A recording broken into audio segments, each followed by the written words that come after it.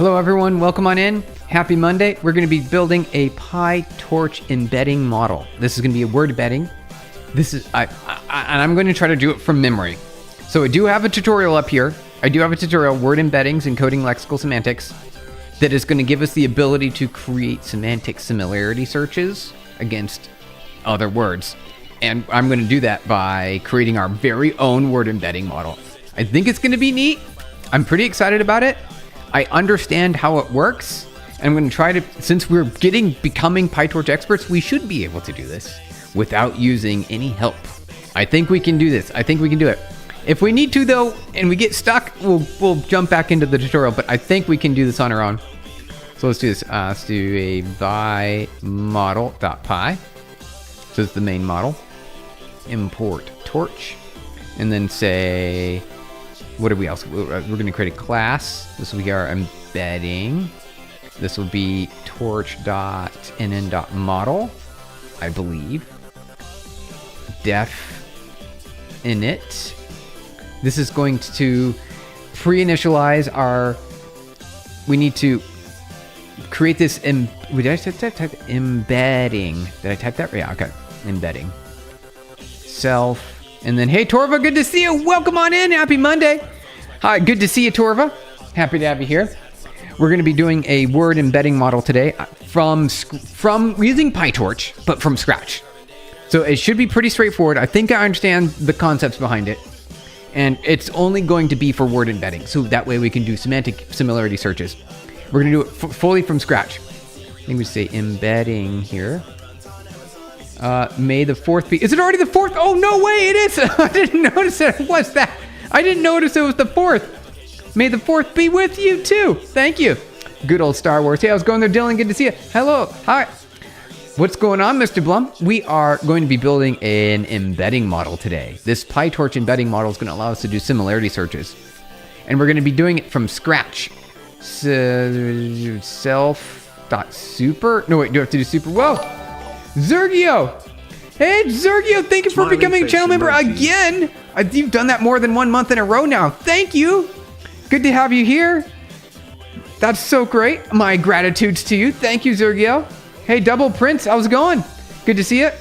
Thank you, at Zergio. Wait, how do we see it? Wait, hold on.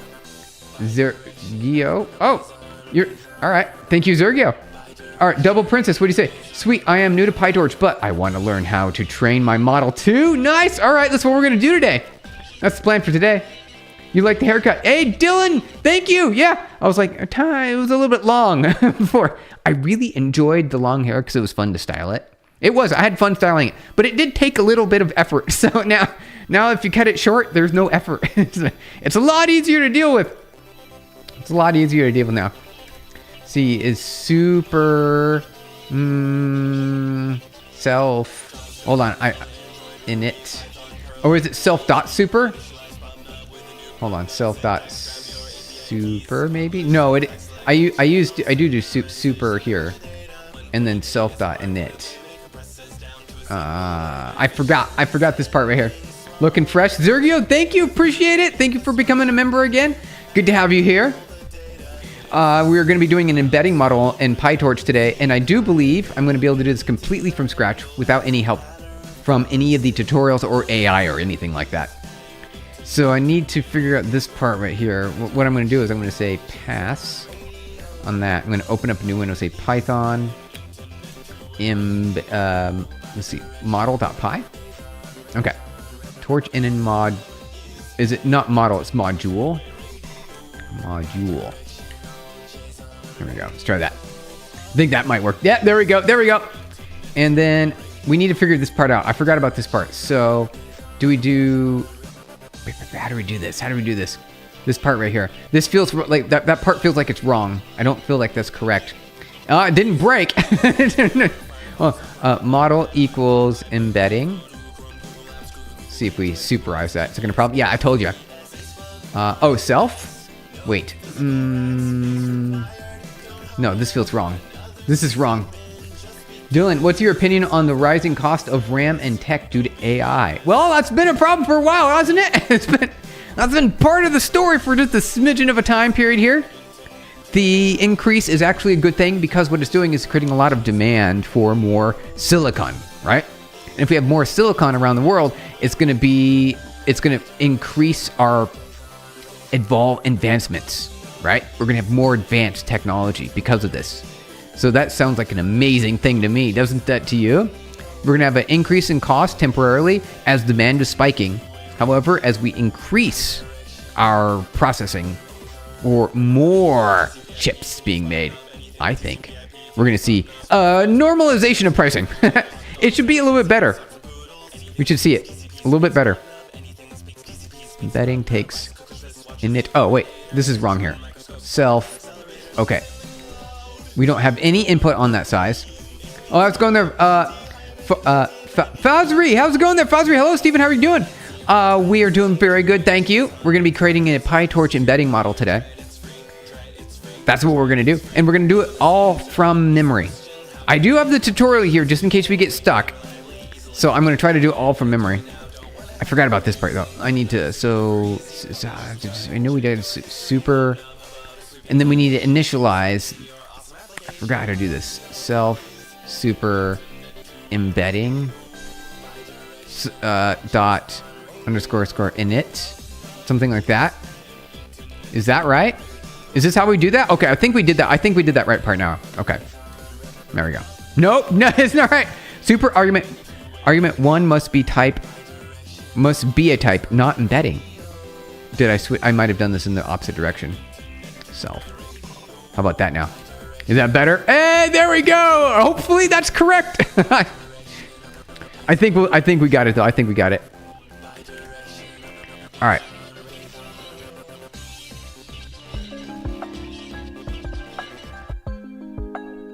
Looking good, looking good. Okay, excellent. All right, so now we got our embedding model. We need to create we need a couple of linear layers. We need the embedding, which is just the same as a linear layer, but without bias. And it doesn't do a full connected mat mult. And then we need training data. All right, let's create our to-do list here. To-do list. There we go. We need to define model with linear layers. With linear layers. Spell properly here. Linear layers. And then, hello. Hey, how's it going there, Hamad? WD, welcome on in. Good to see you. Happy Monday. Hello, hello, hello. Peace, Lord. Haircut. Yes, Kyle. Hey, good to see you. Welcome on in. Had a fun adventure over the weekend, and I cut my hair. Hey, Quantum. Good to see you. Hey, Steven, did you get a haircut? Yes, I did. Y'all are noticing.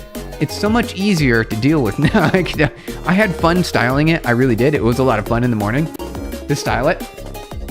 And now I don't have to do that anymore. I mean, I did poof it up a bit here, but it's a lot easier to deal with when it's short. It's a lot easier. Happy haircut. Thank you. Appreciate it. Hi, everyone. May the 4th be with you all today. Hey, Torva. May the 4th. It's May the 4th. That's so cool. Thank you. All right. Hello. Hey, how's it going there? Bali. Oh, let's see here. Bill Alk. It's good to thank you for saying. Come on in. Welcome on in. Peace, Lord. Hello, hello, hello. Loons. Good to see you, Loons. Saw you were active on Discord over the weekend. Hello, Jeff. YouTube. Hi, everyone. Welcome on in. The Last Attack. How's it going? Ever plan to visit India, bro? I've been nearby India. I've never been into India though before. I've been to the Asia area. Chitter Royal, how's it going? Hey, welcome on in. You updated a Claude 2 bot 2? You did? Nice. Good to have you guys here. You're playing Star Wars Battlefront today. Oh, there you go. Yep, it's the day for it. It's the Star Wars day. Come to India. All right, it's a good. Come to India. You have my favorite cuisine.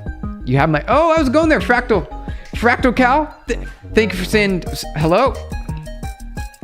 Good to have you guys here. Fractal Cow, how's it going? Good to see you. Don't forget to drink water. Oh yeah. Frowsy, thank you for mentioning.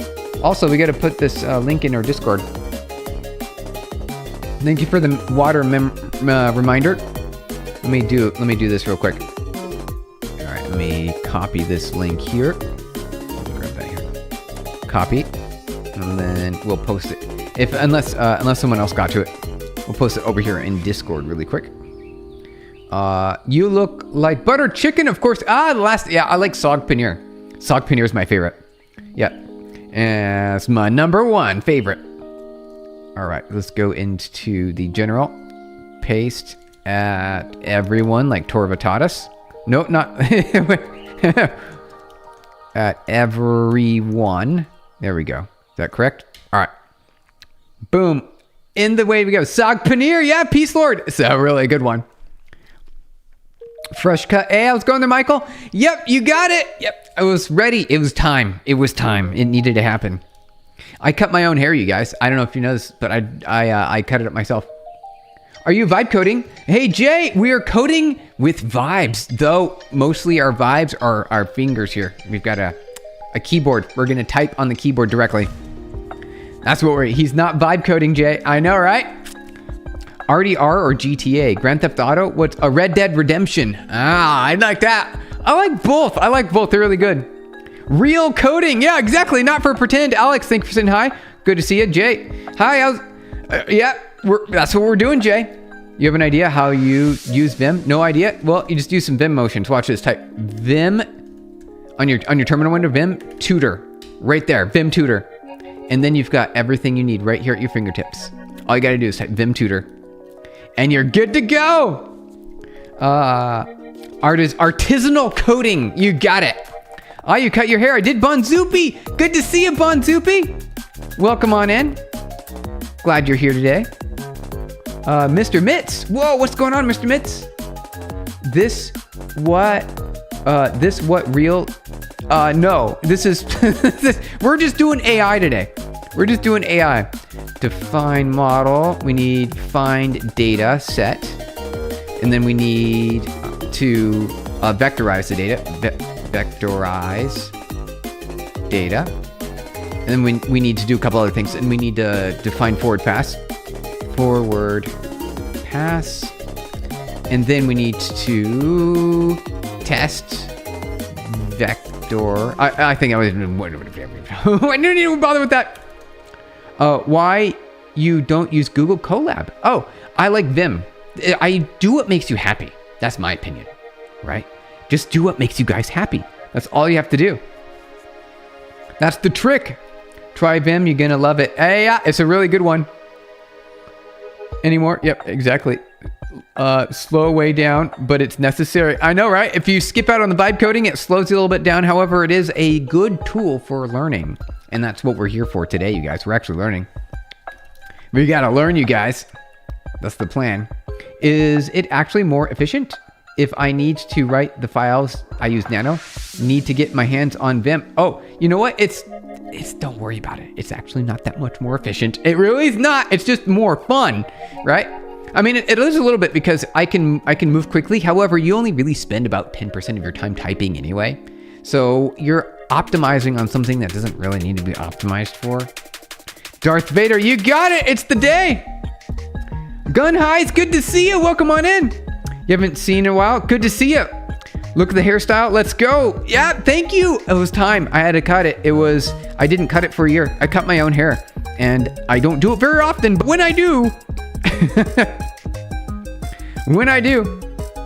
good to have you guys here. All right, Linux and Mac users mostly use Vim and NeoVim. Well, that's what we're doing today. Oh, Steven, when's the AI project coming out?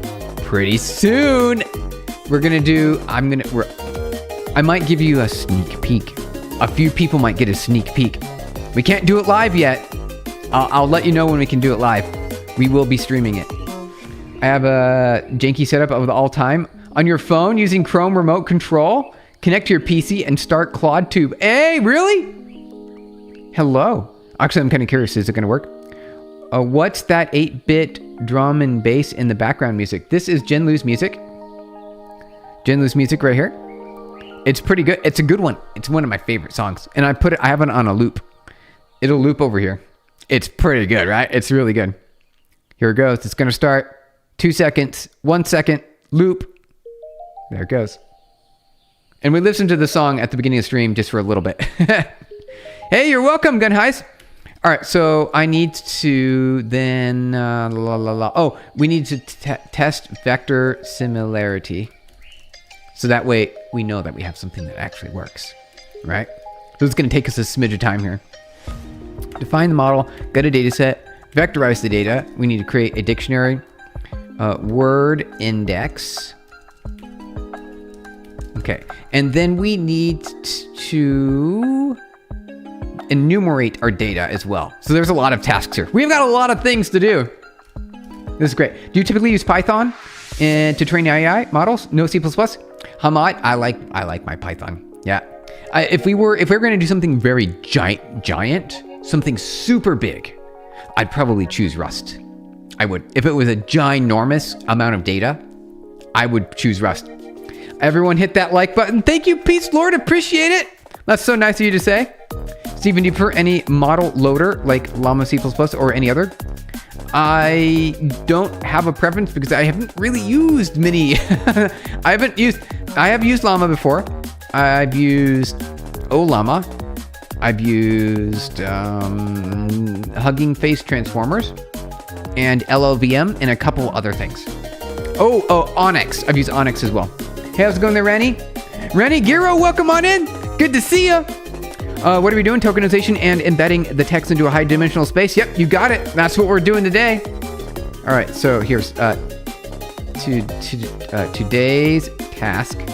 We're going to create our own from scratch word embedding model. Right there. This is a precursor to the transformers. Something to do from the beginning. Loons, yay, it works. CloudTube's working. That's acting unhinged in the best way. Chrome Remote Desktop to CloudTube on your phone is peak janky energy. Why you prefer Rust over every language? Because it is very fast, it's efficient, and it has syntax that I like if I use the right amount of syntax because it's got a little bit extra. Although C++ does too, right? And Rust comes with built in the compiler, memory safety and concurrency safety, which not many other languages can say they have, right? No one can say that. Memory safety, there you go, Bonzupi. If Rust, C++, and Python were Pokemon. What? Bro started a company when he was 17. Oh, hey, High Potential. Hey, good to see you, High Potential. Whoa, you remember him from a long time ago, which got acquired. Yeah, and now spends his time providing educational content. Very respectable. Your infra innovations are very interesting to read up on. Well, thank you. Wow, you remember me from many years ago. That's amazing. What are you doing? That's great. The obvious choice for Python would be ecans. Wait, what's ecans? Is that a Pokemon? Forgot the part where you use Vim. Yep, yeah, got the Vim. We got the Vim going. I like the Vim, you guys. I did some Googling. Oh, that's what it was. Got it. You're all over the internet with lots of reputable commendations. Oh, well, that sounds great. Thank you. Appreciate it. Did Steven get a haircut? Yes, I did, Rebellion. I sure did. I cut my own hair. How come you guys get along? New tech so easy, where new learners take a lot of time to go through documentation and get the hang of it. There's a lot of stuff to do. There's a lot of stuff. That's what we're doing. Most of the tech fluencer people don't have that kind of provenance to back up their talk. High potential. Well, thank you. I'm going to take that as a compliment. Nice haircut. Thank you. Sigma Edits. Appreciate it. I cut it myself. I did. I got the buzzer and I got the clippers, and I think I did okay. Because I've been doing this for a long time now. You added user context so the bot knows the previous message and rephrase the system prompt? Loons, good job. That's great. And other things, nice. Upgraded the tube bot. All right, let's see here. So we need self.embedding equals torch.nn.embedding, which is just a linear layer. And we need to know two things. We need to know vocab size. And we need to know embedding dimensions, which I'll just say like, let's do 256. 256. Easy. Easy, easy. So there was this Hermes thing. Oh yeah, the Hermes, which is like a Claude code, or not Claude code, OpenClaw. It's like OpenClaw. They're saying it's better than OpenClaw. Is it? Is it? I haven't tried it. If you guys have tried OpenClaw or Hermes agent, let me know. I'm very curious about it. I'm curious about it. Okay. So we got the embedding dimensions and vocab size. What should we do over here? I think we should say vocab size here. So this is number of words. Here, I've got a number of words. Let's just do that. It's a little bit easier to deal with. So those of you who are paying attention, and then the embedding dimensions is just how big you want it to be, right? How big you want it to be. And then how are we going to train this? Are we going to train it on the output token size of the embedding? Yeah, I think so. Self linear 1 equals torch.nn.linear. And we need it to be 256, comma, I'll do like a 512. We're gonna make this one fairly beefy. I'm gonna go 512 down to, let's do 256 again. And then we'll do 256 to the final layer output of the number of words. Like that. And we gotta increment these two things here. Happy Star Wars Day. Oh yeah. May the 4th be with you. You think Hermes is French? Is it?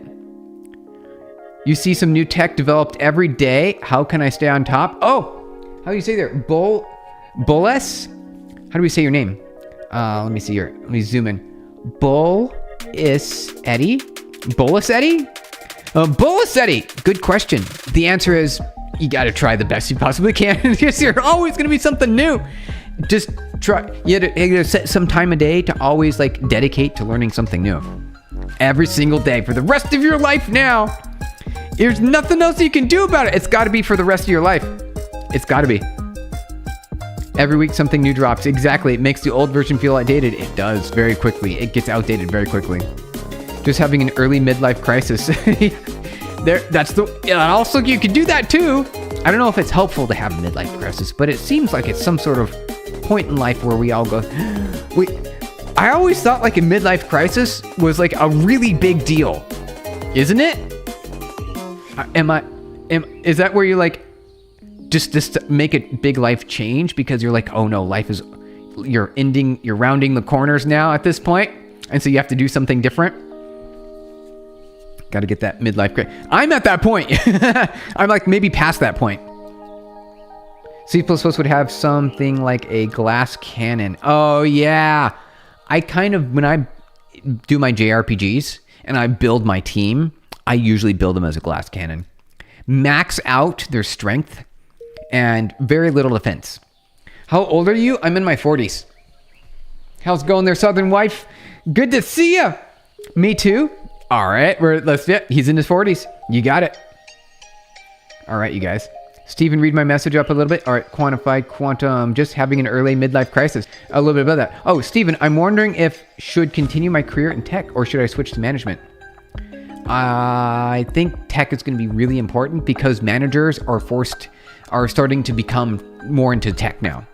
So it's less management, more tech. I'm seeing it right now. It's all tech. Still young. All right, Hamad. All right, still young. Thank you for saying it. I'll take it.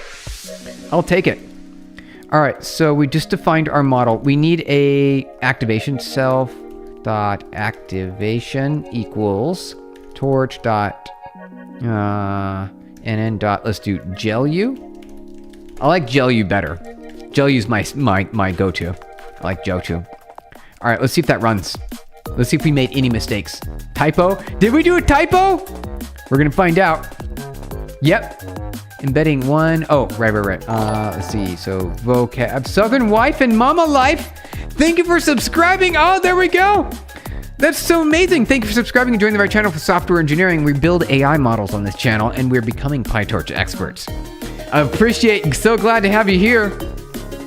We did do a typo. Hello, Stephen. Hope you are doing well. We are. Southern wife, thank you so much. I appreciate your subscription. So we'll do number of words. Let's see, number of words equals 10. We'll do something easy. We'll change this to do dynamically generate. Dynamically generate. And then we need to lock it down. We got to lock it down. China basically said you can't fire people in China just because AI does it cheaper. Are you serious? Really? That seems like well, China is very protective of its people. So that is part of it. The Republic of China, they really like their people because they're a huge asset. They like it. Dragonite, powerful but intimidating. Python is ditto. Hey, I liked your question there. Good idea. And then what's Rust? Rust is Alakazam. Oh, genius, but demands respect. I think that sounds about right. I think that sounds about right. All right, let's get back into it. So let's see if this runs. There we go. There we go. Good output. Good output, you guys. Okay. So I think we defined our model there. Is that all we need? I'm going to put a green check mark here. Check. There we go. Green check mark. We need our data set. We need a data set. We should also define the forward pass first, although I think a data set would be better if we grab that. He's absolutely right. How can I start for building a good chess bot? Ooh, okay. So we're going to use PyTorch. We should actually build a chess bot is what we should do as well. That actually would be that's a good idea. We should build one of those. That's a good idea. Build a chess bot with PyTorch. You know what? I'm going to put that in our stream ideas. Let's go over here, go back to general. Nice. All right, so let's do, oops. Future stream idea. Let's see. Build PyTorch chess bot. I like that. That's a good one. That's a good one. They're requiring companies to retain employees to perform other jobs within the company. If they replace them with AI, they have to keep them on for other purposes. Oh, that's interesting. That's really neat. That's really neat. By the way, Ronnie, I recently created a variation on back propagation, which is basically updates the loss locally, then it runs full back propagation. Every run in PyTorch, it was fun. Ronnie, I'm curious about that. I'm curious. I want to know. Hey, Neva, good to see you. Welcome on in. We succeeded, Neva. Good to have you here. So today we're going to be building the precursor to the transformer. When you're building a transformer, you typically also include an embedding layer. We're building an embedding layer. So that's today's task. That's what we're doing today. Right here, you guys.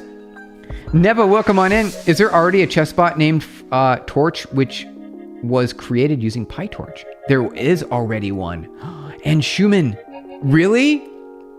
Well, we can rebuild it. We can build it using our own mind. It's a good practice. I think it's a good practice. It was a bit better than regular backprop on the same MNIST data set. Ooh, optical character recognition. Nice. Steven, did you take a look at ClaudeTube code? It's a little messy. I haven't. I did. No, I did because it was on GitLab, right? I remember you put it on GitLab. The sheer disrespect that Torch can do. Torch is actually one of my favorite chess bots. Oh, no way, really? That's awesome. Thinking of double majoring in math, would you suggest it? Yes, for AI purposes, because I didn't do that. I dropped out of college. I did do some math, but I didn't do enough math to really fully understand what AI algorithms could be, so I had to learn that afterward. I think that a little bit of math might be worthwhile, because then it's easier when you get into iterations. Such as aggregation. Torch is such an extreme bot. Is it really good? Is it really good? It's open source now. Nice.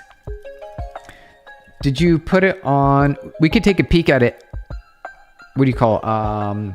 Loons. If you remember where you put it, I forgot where you put it, but we could take a peek at it here on stream really quick. Hype auto vote. Let's see, is it in here somewhere? It should be up here somewhere, right? Maybe it's not in link share. Let's see. You'll have to post it again. Maybe you put it in general. Let's see here. I forgot where you put it. It might have been up higher. Yeah, if just post it again if you want us to go through it. Otherwise, we'll just keep on coding, you guys. We'll keep on coding. To be honest, with large language models, most of the math is somewhat different to what you do in CS degree. KL divergence is like a lot, and in college, it's not even taught. Oh. Okay. Was math still worthwhile, though? Was math still a little bit worthwhile? I think it was, B, right? I think it'd be worthwhile. He's lost, I think. Oh, yeah, I can hear. GitHub ideas. Let me see the curriculum at my university. Okay. Most papers you can get if you read up front. Everything is either linear algebra or Fourier transforms. Oh, yeah, it's good old Fourier transforms. Math will math. Math will math. GitHub ideas. We need more. I really like this idea here. I like this one. Oh, wait. I mean this one right here. Well, I mean, obviously I like this one because that's what we're doing right now. That's the plan for today. If you put a lot of work into it, Wikipedia will, whenever you're confused. Oh, yeah. I didn't even think about that. Would you say it this way? I did most of my paper reading before I ever did college. Oh, you would say it that way. Oh, really? You're unique in that fact. I don't think many people would have been interested in reading papers before college. Never. I think you're unique there. The link is in... Oh, GitHub ideas. Oh, right. Thank you. I get it now. I didn't know what that meant. I was like, what do you mean? This is an infrequent channel. Here we go. All right, CloudTube. Let's see. Let's take a quick little bit gander over here. Main.py. Hey! All right, I like this. Everything in main.py. This is perfect. Very nice. Very nice. Literally, the creation of AGI was happening before your eyes. Yeah, it's in the papers. It's there, you guys. It's happening. I mean, the time it was literally an invention of transformers is when you started reading it. Like, attention's all you need. Remember around 2017 when the Transformer paper got published, right? Attention is all you need, which is pretty clever. Literally 2016, 2017. Oh, nice. I like you've got the initdb if not exists. Okay, I like this. So loons, this part right here, I really like that. I really like this. Let me scroll properly. Here we go. I like this because when you're running it for the first time, if the database that you're connecting to, especially it's an SQLite, boom, right there. You don't need to do anything else. All you have to do is run the Python script. So this part right here is, I love it. I think it's great. You remember reading Attention's All You Need as like a tech news. Oh, yeah. I definitely read it, just not immediately when it came out, like tech news. I read it after people were like saying, you should read this. Everyone in your chat is in the database. Oh, no, really? Originally, Transformer architecture was made by Google for language translation. Just for language translation, that was the only thing. But then OpenAI discovered you can do it way more with it. All right. So they innovated a really good use case. You have a horrible grammar. Loons, everyone in your chat is in the DB. That sounds like a good grammar to me. Initialize the logging. Let's see here. Database. Logging interactions. Okay, so you're storing all the interactions in your database. You've got 3 text fields, a reply, user message, and the original author who it's from. And then you have ID, which is a primary key. And then you have the current timestamp. Nice. This is a perfect schema. It's a fantastic schema. Python's boring, Ace. How's it going? Snot123, good to see you. Welcome on in. Happy Monday. Python is it's boring in a good way. That's why it's good. I want my language to be simple and easy to deal with. I want it to be boring. I like it. But there's some exciting parts with Python too. You can do lambdas, right? So you can do lambdas. I like that. Python, you can do lambda. Simple lambda, right? R equals lambda A, right? And you can do some functional programming. Easy. Right? Easy. Isn't that great? I like that. A little bit of nice little function. And see how clean and simple and easy it is to use? Look how concise that is. Isn't that fantastic? Isn't that great? Golang is boring. Golang is, a bit extra. Golang is like Python, but with extra steps. Because you have to compile and you have to marshal your JSON. Why would you ever want to marshal your JSON? Golang, why did you do that? Why, Golang, why? Why? You made me so sad when I had to deal with JSON. And that's what a whole microservice is all about. With microservices, you're going to want to have a really powerful serialization that's going to work cross-language. Why did you have to do marshaling your JSON? Why, Golang, why? You don't know you have credit for this? It's vibe coded. Didn't GPT 4.1? It was good. It was good. Oh, wait, seriously? Well, you can't take credit. I say it's good. I think this is very solid. Okay. And then you even do the OAuth all right here too. All in one script. It's so good. It's for the exact use case that you've defined it for here. It's phenomenal. Get live chat ID. Now the rest of it is a bunch of stuff that generate Claude reply. Oh, so using Claude Haiku, max tokens. Yep, you have max token there. Let's look at your prompt. Let's read your prompt. You are a ClaudeTube 404, a chatbot hanging out with the tech dev YouTube live stream.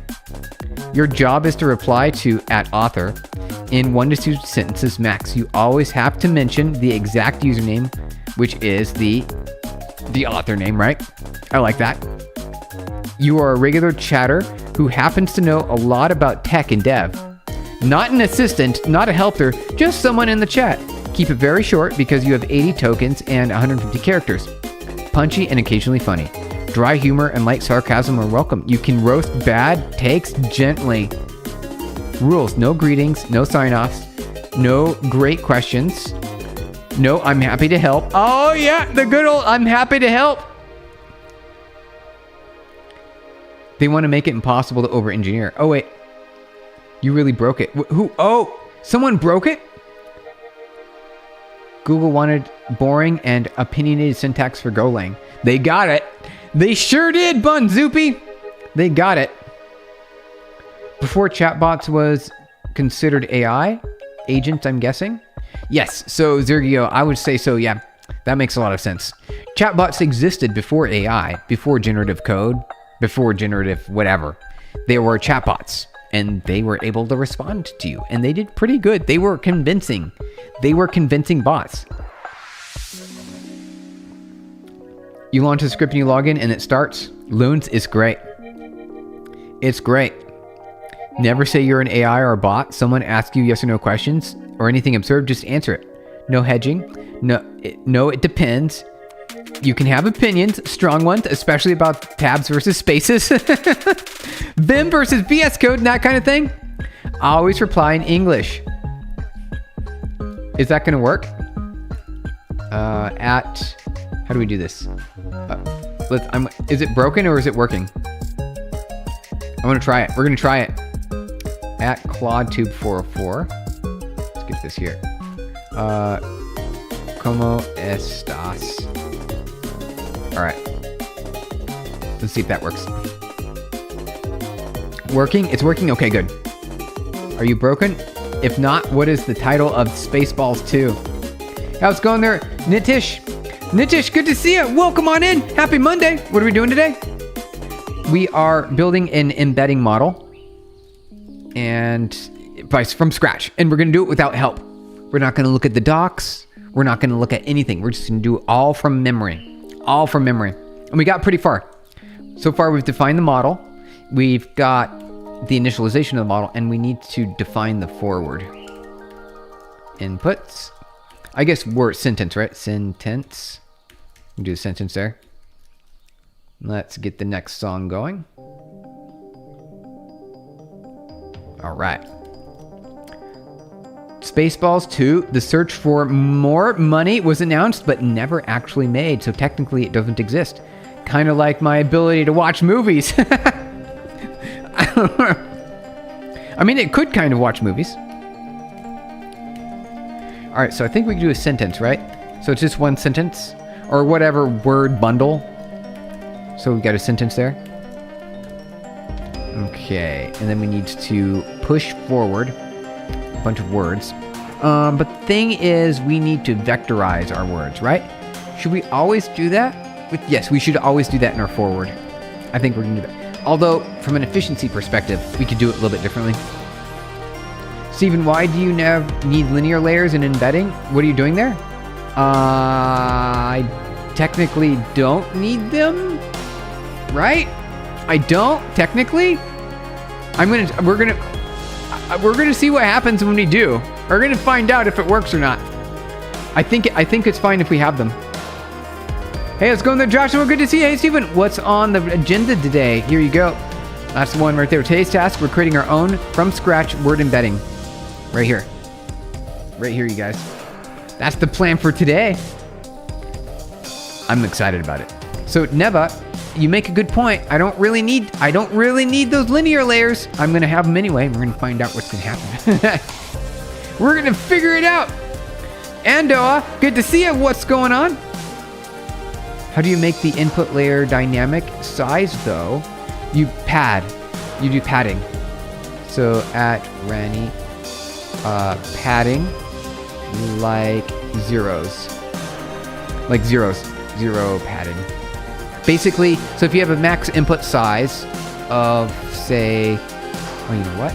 See, this is, we'll get to it. We'll get to it. So that's actually something I have to do. Padding. We got to do a few other things here. Number of words in our dictionary. Okay.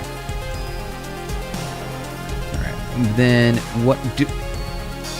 we're only going to allow a sentence here, and then we'll figure it out. Okay.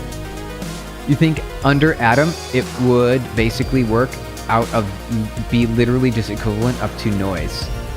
That's what we're going to find out. Oh yeah, I don't even know what our loss is going to be a negative log likelihood. Negative log likelihood loss. That's what we're going to do. And then our optimizers is going to be optim will equal an array of 4 of the best.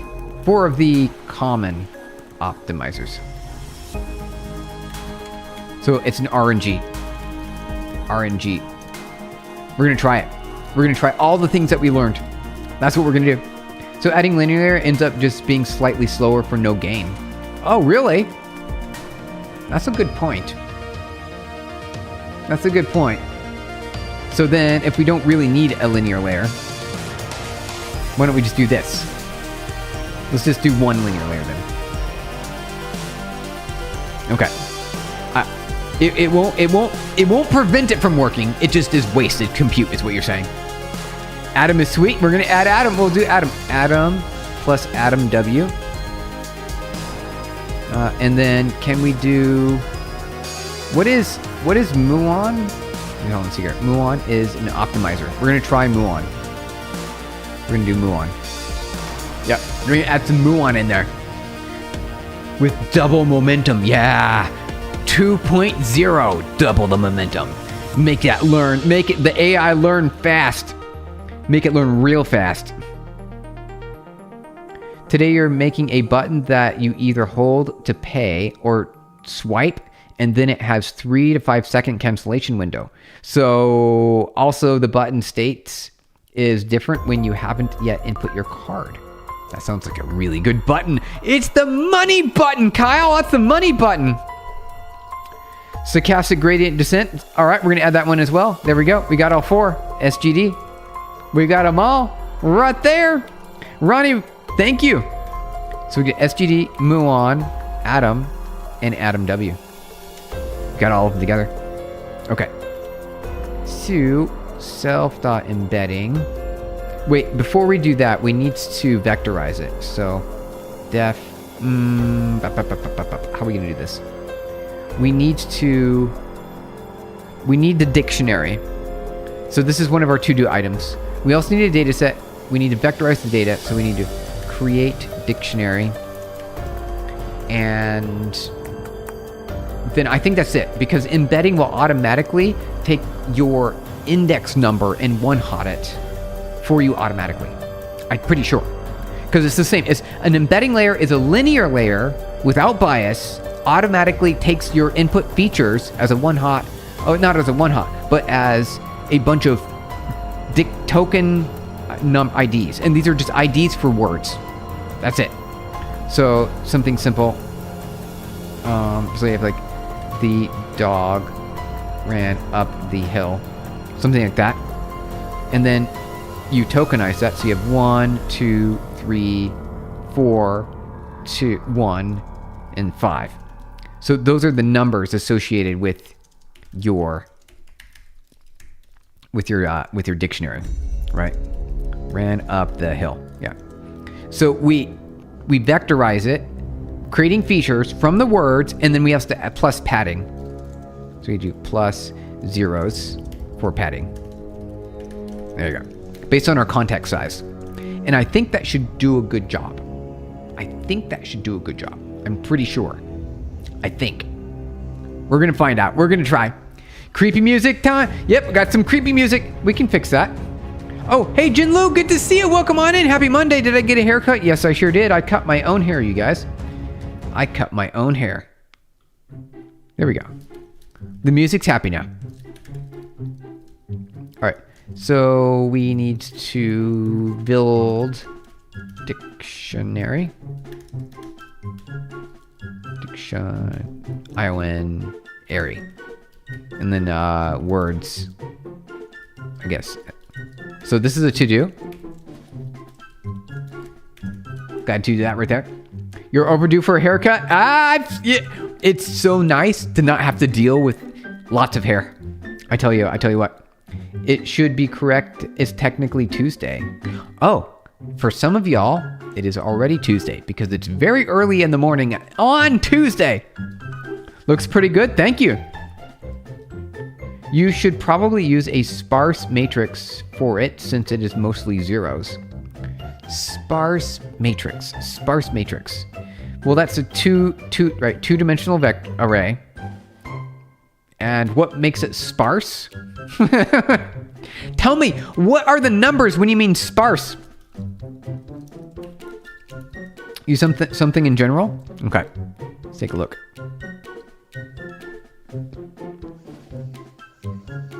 Oh, whoa, you got a keyboard number key printer on your 3D printer. You're printing a key for your keyboard. Nice. Key for your keyboard, you guys. That's what Jinlu's doing right now. And it's probably a little bit less expensive than buying it from a provider. Time zones aren't real, Steven. Fake news. I know, right? It's all made up. The humans were like, hey, we're going to make up this thing called time to define how we perceive the things that change. It's pretty cool. Better news, finally got a 3D printer in general. Oh, that's what it is. Looks like a good 3D printer. Very nice. Very, very nice. If there's a better way to do embedding, let me know. This is what I've come up with so far.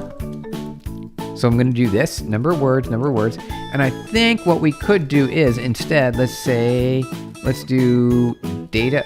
Should we embed with the entire data set? I need a way to dynamically build this because I'm going to be building it over and over and over. What is my favorite way to do that? The only problem is I've got number of words defined here. So, and I can't build the dictionary if I don't know the number of words. Self number of words equals 0 for now. Oh, we can't do that because we need to know ahead of time what they are. So we've got a problem, you guys. We have a problem here. You gotta figure this out. Problem. Sparse matrices are just matrices that store the zeros in an efficient manner. It basically an index array and a data array, and it stores it like that.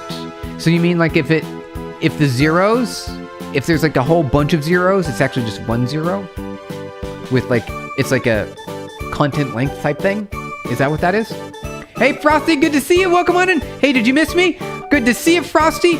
Welcome on in. Happy Monday. We're building a embedding model from scratch.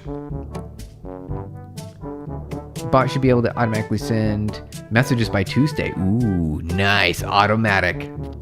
So it can decide and react to the stream in real time. Loons, that sounds amazing. We're trying to learn without AI. That's right. That's what we're doing. The music, use Claude Code. I know, right? How's it going over there? Have you seen my jetpack? Oh, we haven't seen your jetpack, but it's good that you're here. Thank you for joining on in. We have not seen your jetpack. Oh, but I heard about it. I've heard about this technology. Sort of? Okay. Sort of. Understanding a little bit. It is not supposed to be able to send this message. Oh. Uh-oh. Just vibing, watching everyone debate sparse matrices while someone's trying to learn without AI is peak commodity. That's, I am kind of impressed. Loons, that's actually kind of nice. That's really good. Good job, Loons. All right, so we have to figure this part out here. We need to build the dictionary right here. Got to take care of this. And I want to do it here. So I think the answer would be not number of words. Let's do actual words. So all words. We need all the words. How about training set? But the thing is, you're not supposed to do it. It's like it's an anti-pattern. It's an anti-pattern. Okay. We have to do things proper, you guys. We got to do them proper. We have to put the build dictionary outside. We have to put it here. We don't have a choice. We don't have, I want it to be different. I want it to be inside my embedding class. But we have to put it outside of it, you guys. Sparse matrices are fake news. I thought so. It felt fake. I'm like, hold on a second.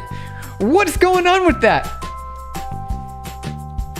AI is only good as it at its operator. Oh, it's only as good as its operator. So you are the operator. Are you good? You won't be able to drive AI if you don't know. AliExpress ad music. Oh yeah. This is the YouTube Blue Skies silent partner, which sounds about what you're talking about. A little bit. It's Creative Commons free music that I can stream for you guys. Steven, they are real, but they suck. Oh, okay. Oh, got it. Okay, so they're real, but what's the point of using them? What's the point of using them? Honestly, ClaudeTube seems oddly happy in comparison to this. It's pretty good. I think it's pretty good. All right, build dictionary. So we need a dictionary. How are we gonna do this? Words, and we need to return something. All right, so I need number of words, comma. Actually, we don't need the we don't need that because it's not a tuple. And dictionary. Dictionary equals build. And then I need my data words. We need to capture our words. The dog ran up the hill. Joined a library. Did I spell it? Library. All right, perfect. Found the bug. Actually, I'm going to copy and paste what you did there. I'm going to copy and paste this right here because that's more realistic. All right, there we go. Found the bug. When you spam enter, the bot will send messages automatically for the number of times you pressed.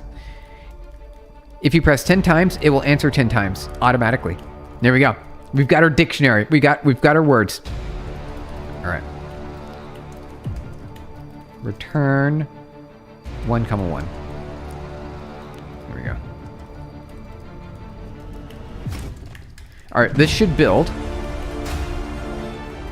Don't need that anymore. Okay. Make sure this executes. Yep, looking good, looking good. All right. So now that we have kind of our scaffold, what we need to do is actually build the dictionary. So I need to normalize. We need to normalize. It would also be nice if we had that method above. So we need to build the dictionary, and then we also need to normalize. Def normal. Words. So let's see here. Maybe we can turn them into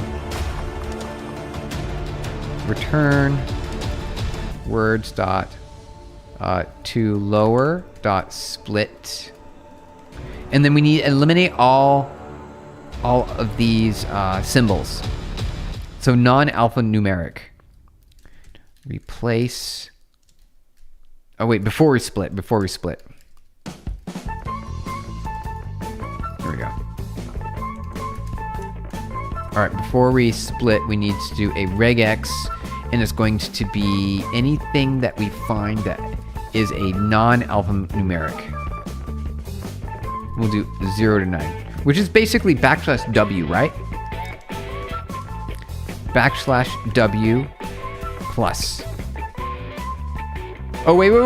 Or wait. Because we need to keep the spaces. There we go. Plus. We replace it with nothing. Okay.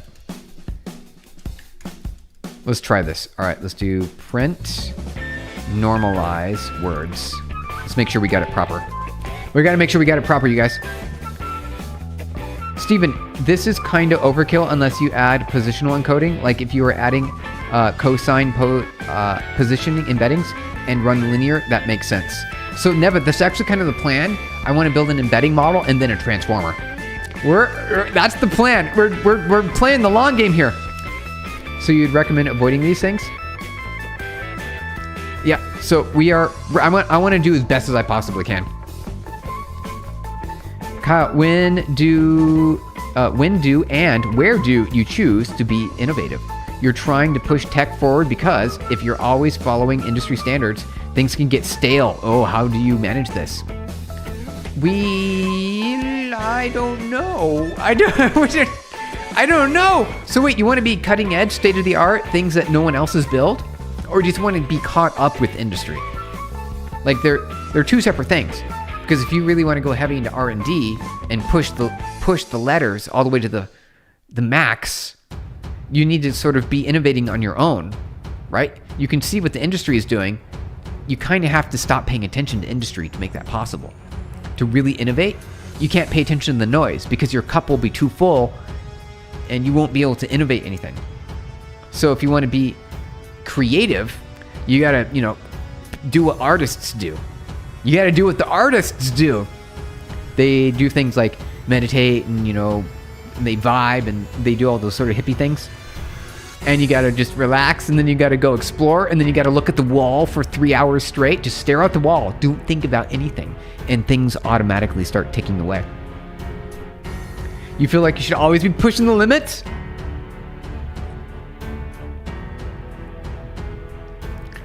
Basically, you would remove... Okay. So you think remove these guys here. So then we're only doing a linear layer. Only the linear layer. Okay. All right, Neva. All right. We're going to mess around with it. We'll mess around with it. Let's see.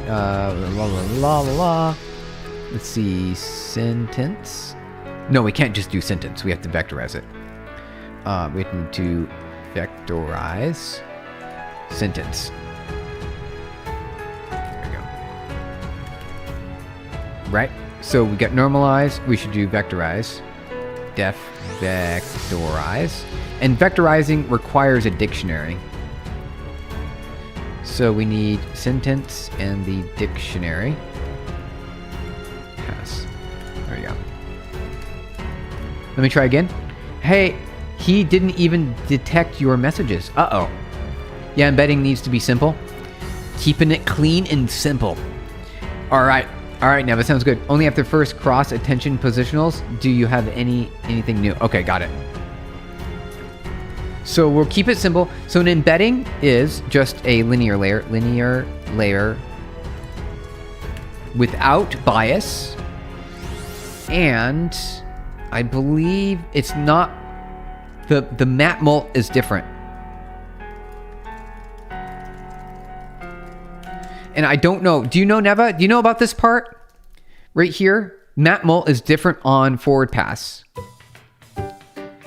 So there's no point doing any actions early, right, because you're just gonna slow your gradient for no gain. No, on an embedding layer is not linear. It's not? So what's inside of it? I thought it was just a linear layer that did one hot encoding for you automatically. That's all I thought, linear. That's all I thought. So what is, so let's look this up. It's basically an indexing array. So yes, so I understood that part. So it takes our, so say if we had like 10,000 words and the output is going to be 256 features. And so I thought it was a standard map mult for that.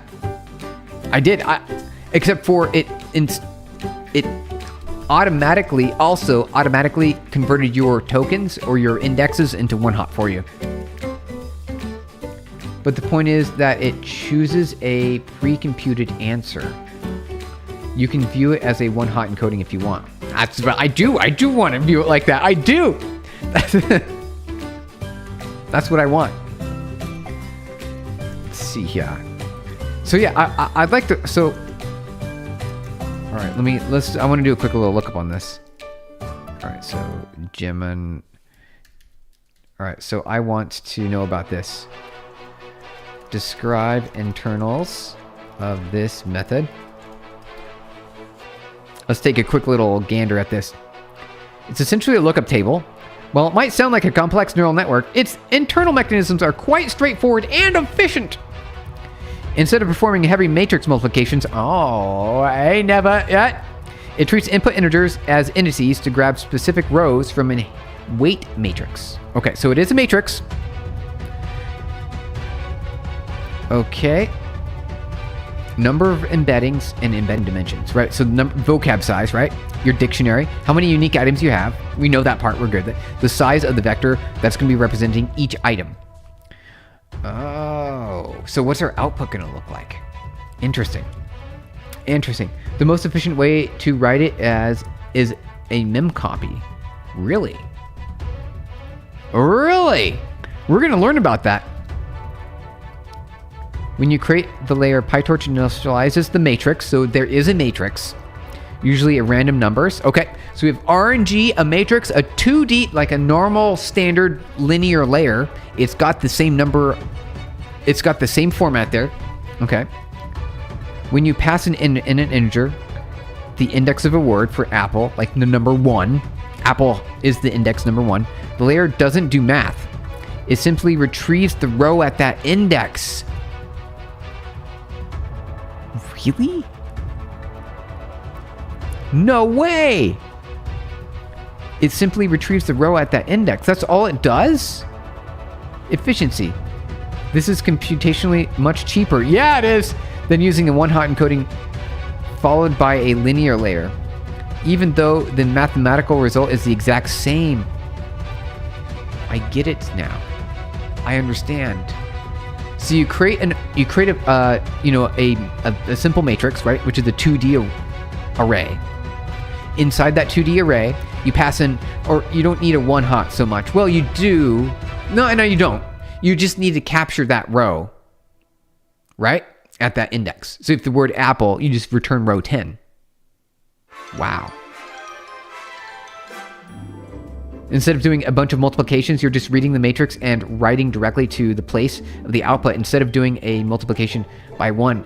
Well, then how? Also, that indexing is right way to view it. It's just already perfect answer. You're just getting that row. Nice. All right, we're understanding it now. That makes it way easier, doesn't it? That's so great. I like that. I like that a lot. That makes it way easier. All right. Well, then how are we going to train the embedding? So when we're creating, say we have a whole bunch of words, like a bunch of sentences and things, and it's going to identify, we need to train it. So I need to figure out how that's going to work, because back propagation is going to return, and then we need to be able to establish relationships between words based on the meaning of the position of the word in the sentence.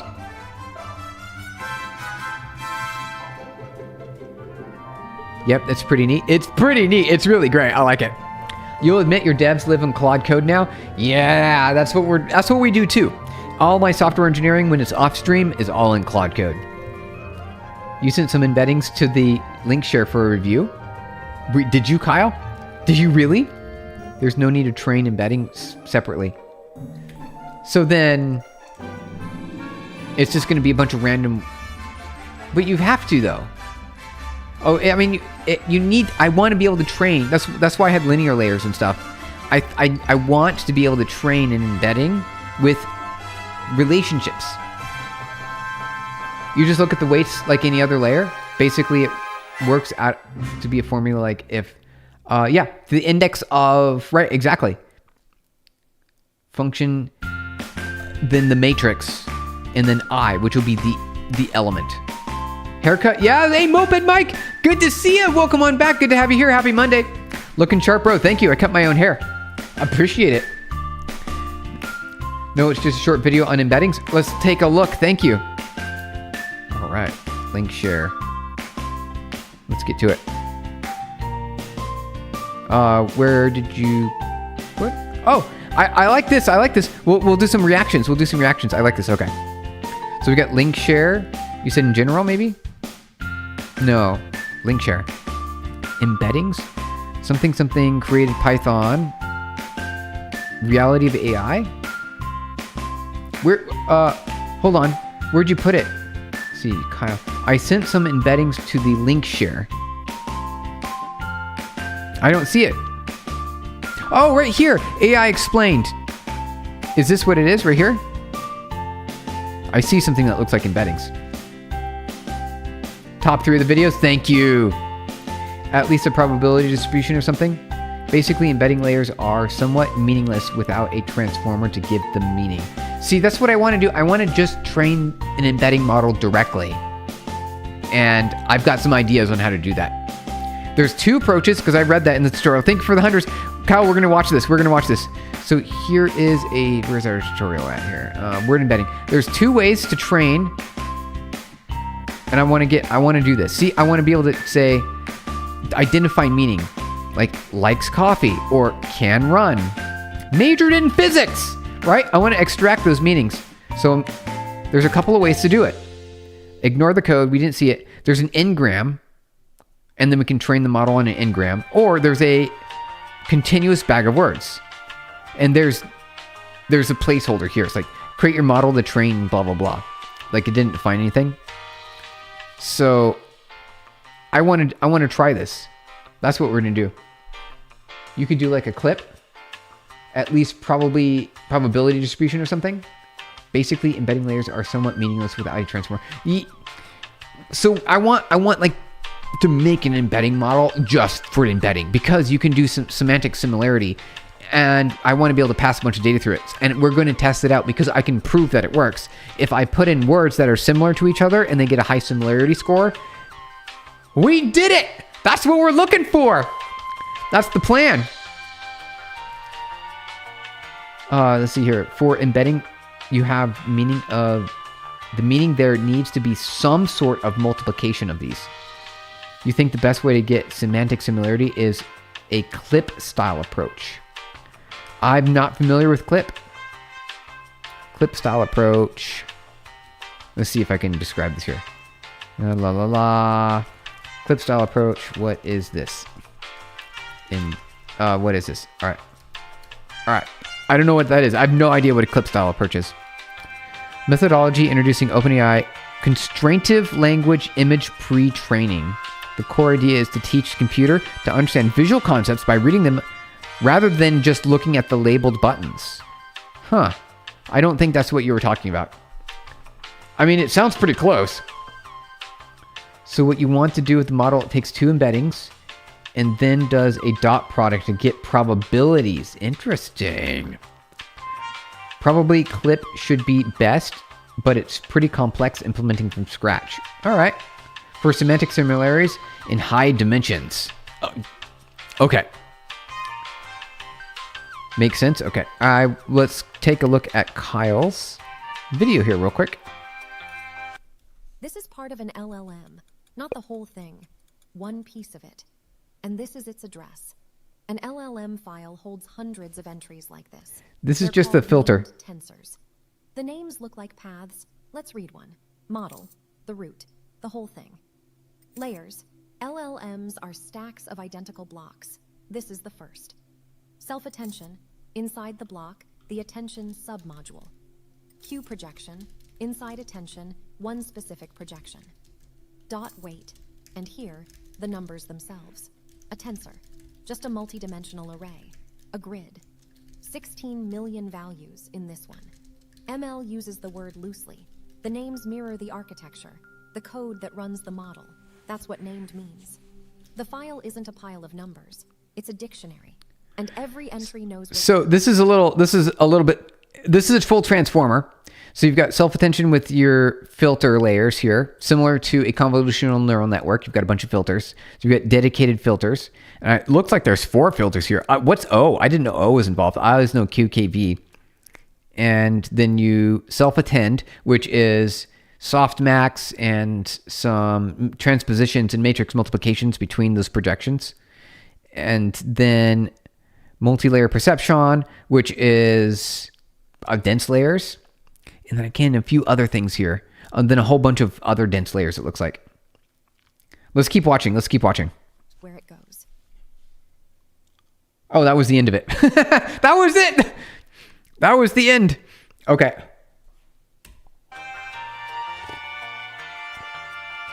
You can make the task trying to figure it out.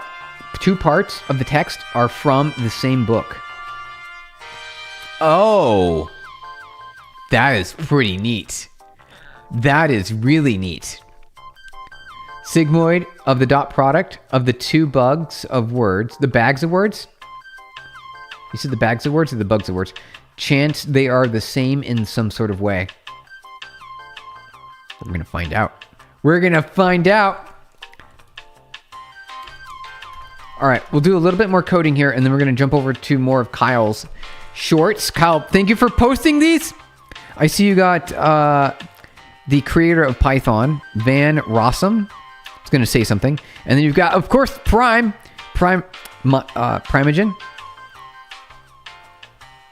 We'll bump into those in a bit. We'll start watching those in a little bit. Let's do some more coding first, though.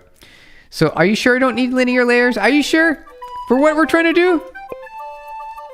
You can also run a transformer if you want to be less of a dumb model, but if the core is just an embedding, just sum the embeddings. Okay. All right. So position becomes irrelevant. Reacting to prime. Reacting is top 9. I know, right? I like what you said, that rage bait. I know, yeah. So prime is reacting, and then we're going to react to prime's reaction. We're going to stack it. Again, linear layers and an embedding is meaningless. Okay. So I don't know how we're going to train this.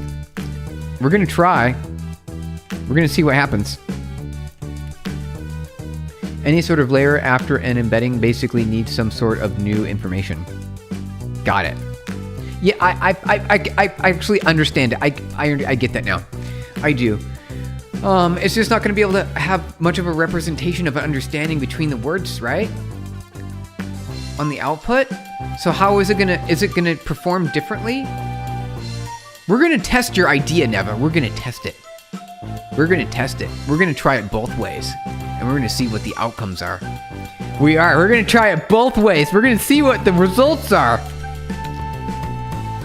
Definitely going to the dot product gives you a bit of info. It's dot products. All right, some matrix multiplications there. It basically counts words.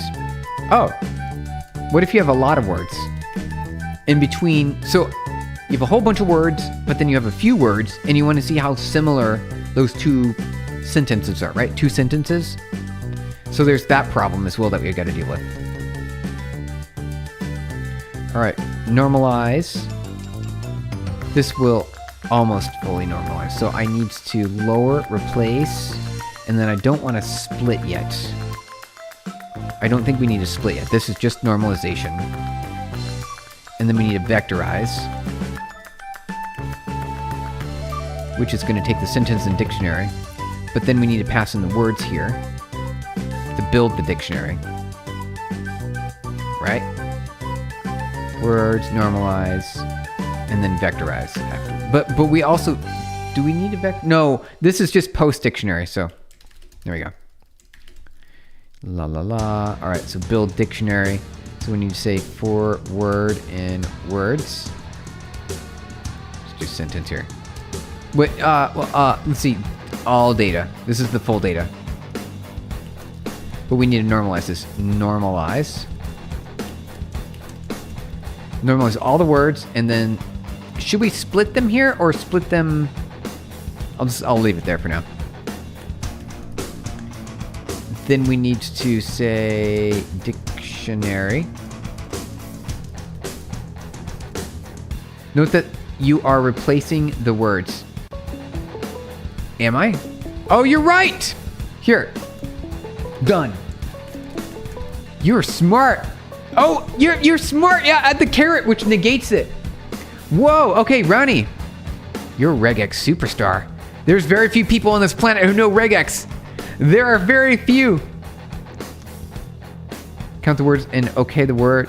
So yeah, it would count the words in the sentence and then go, okay, the word, think it is very similar to the word brain. And we have X of those, but it's different. It's different. Okay. If you want the model more complex relationships than just the words without location, you would need something else. Like an LSTM or a transformer. Got it. Got it. Well, we're gonna at least see if we get. We're gonna see how far we get. That's what we're gonna do. We're gonna see how far we get. We're gonna give it a try, and then we're gonna mutate it, and we're gonna continue to iterate until we get the results that we're looking for. That's what we'll do. That's exactly what we'll do. LSTM gives me nightmares. Oh yeah, the long short-term memory. Good old long short-term memory, guys.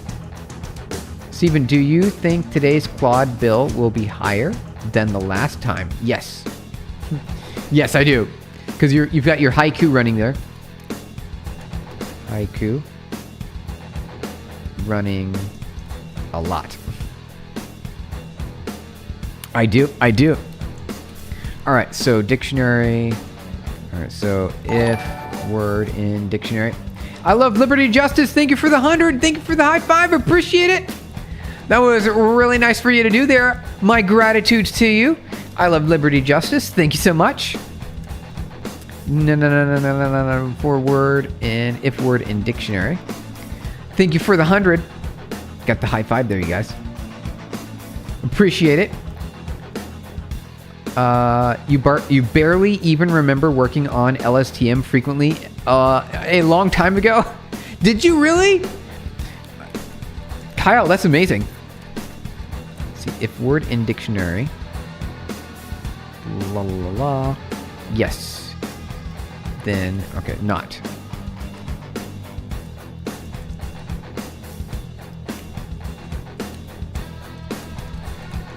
Not word in dictionary, then dictionary dot update word colon len dictionary.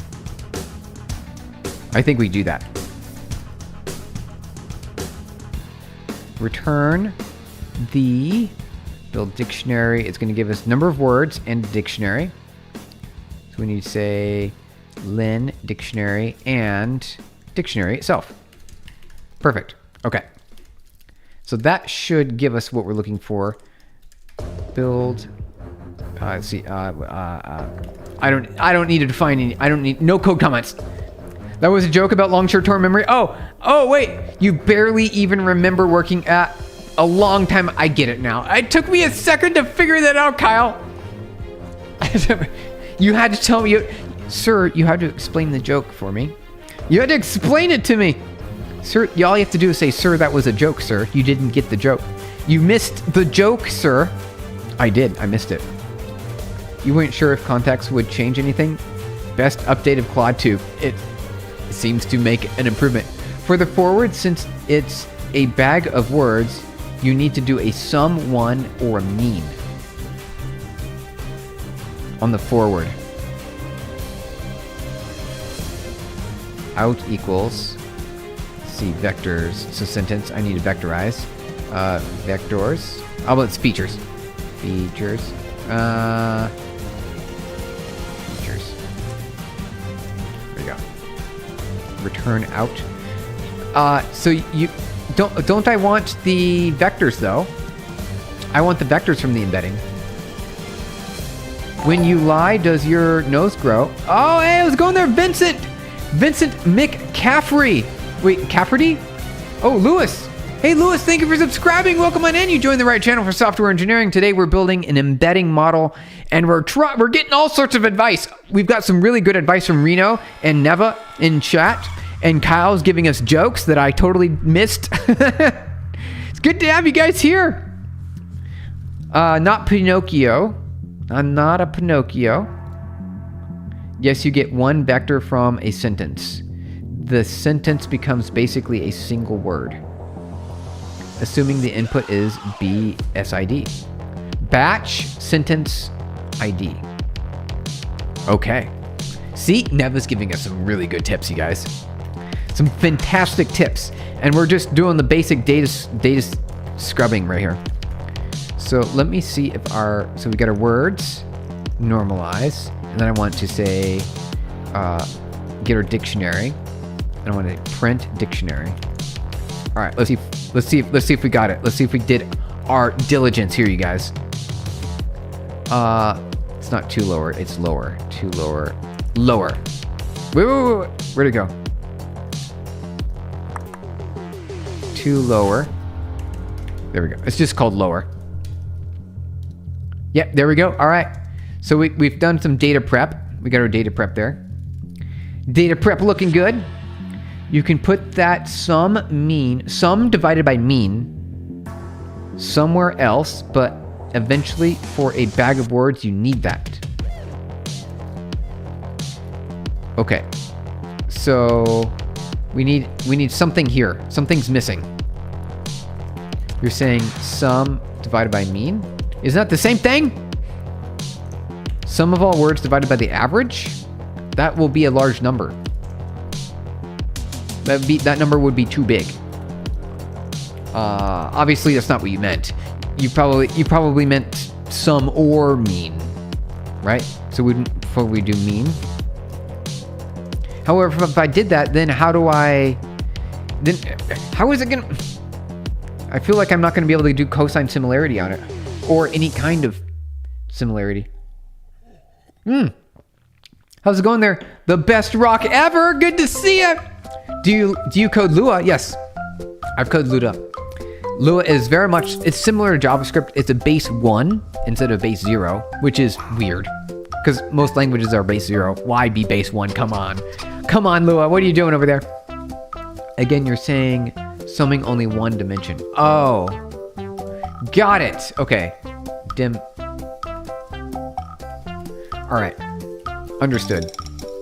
So out dot mean. Can we do mean dimension 1? Something like that? Is that what you're saying? B features instead of BS features. The batch sentence features. Okay. The reduction gives you. All right. So that way, when we pass in the sentence, we're merging all the words. Otherwise, we're doing one word, a vector per word, right? We're in the embedding, we get one vector per word. And so if we want to merge all those words into one, you're averaging them out. Did I get that right? Yes, we do. Is that it? Is that it right? Did I get it right? 1 vector per word. Nice. Okay. Okay. We're trying to, there we go. All right. I don't know why. Thank you. Thank you so much. Base 0. Thank you for the hearts. Appreciate it. Which then gets averaged as you said. Nice. Okay. Okay. That's what we're looking for. All right. Okay.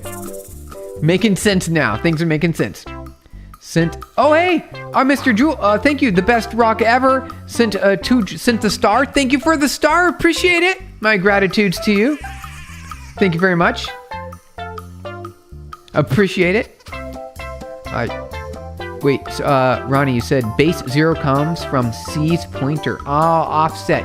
And works well with len size. Yes. There we go. And you don't know why Lua did what they did? They just chose to do it that way. They sure did. They chose to do it. Wait, Kyle. Is that real? Wait, sent 150 stars. Wait, what does that mean? What do you mean, Kyle? What do you mean? So yeah, now that this outputs you a vector, you can do dot product on these two vectors, and then you can get a sigmoid. Then you can sigmoid it to get a probability. Okay, so we do dot product. All right, so dot product like this. So I'm gonna say a sentence A dot product. We'll just do this. Dots sentence B, and then you said sigmoid like that, so that way it, between 0 and 1, so that will probably do the trick there. I think you want to multiply by the square root of n, where n is the embedding dimension. Oh, really? Like where? That would be, the numbers would get really big then, right? The math of the statistics works out that if you add that constant on random vectors, it is a normal distribution. You're saying words after the dot product.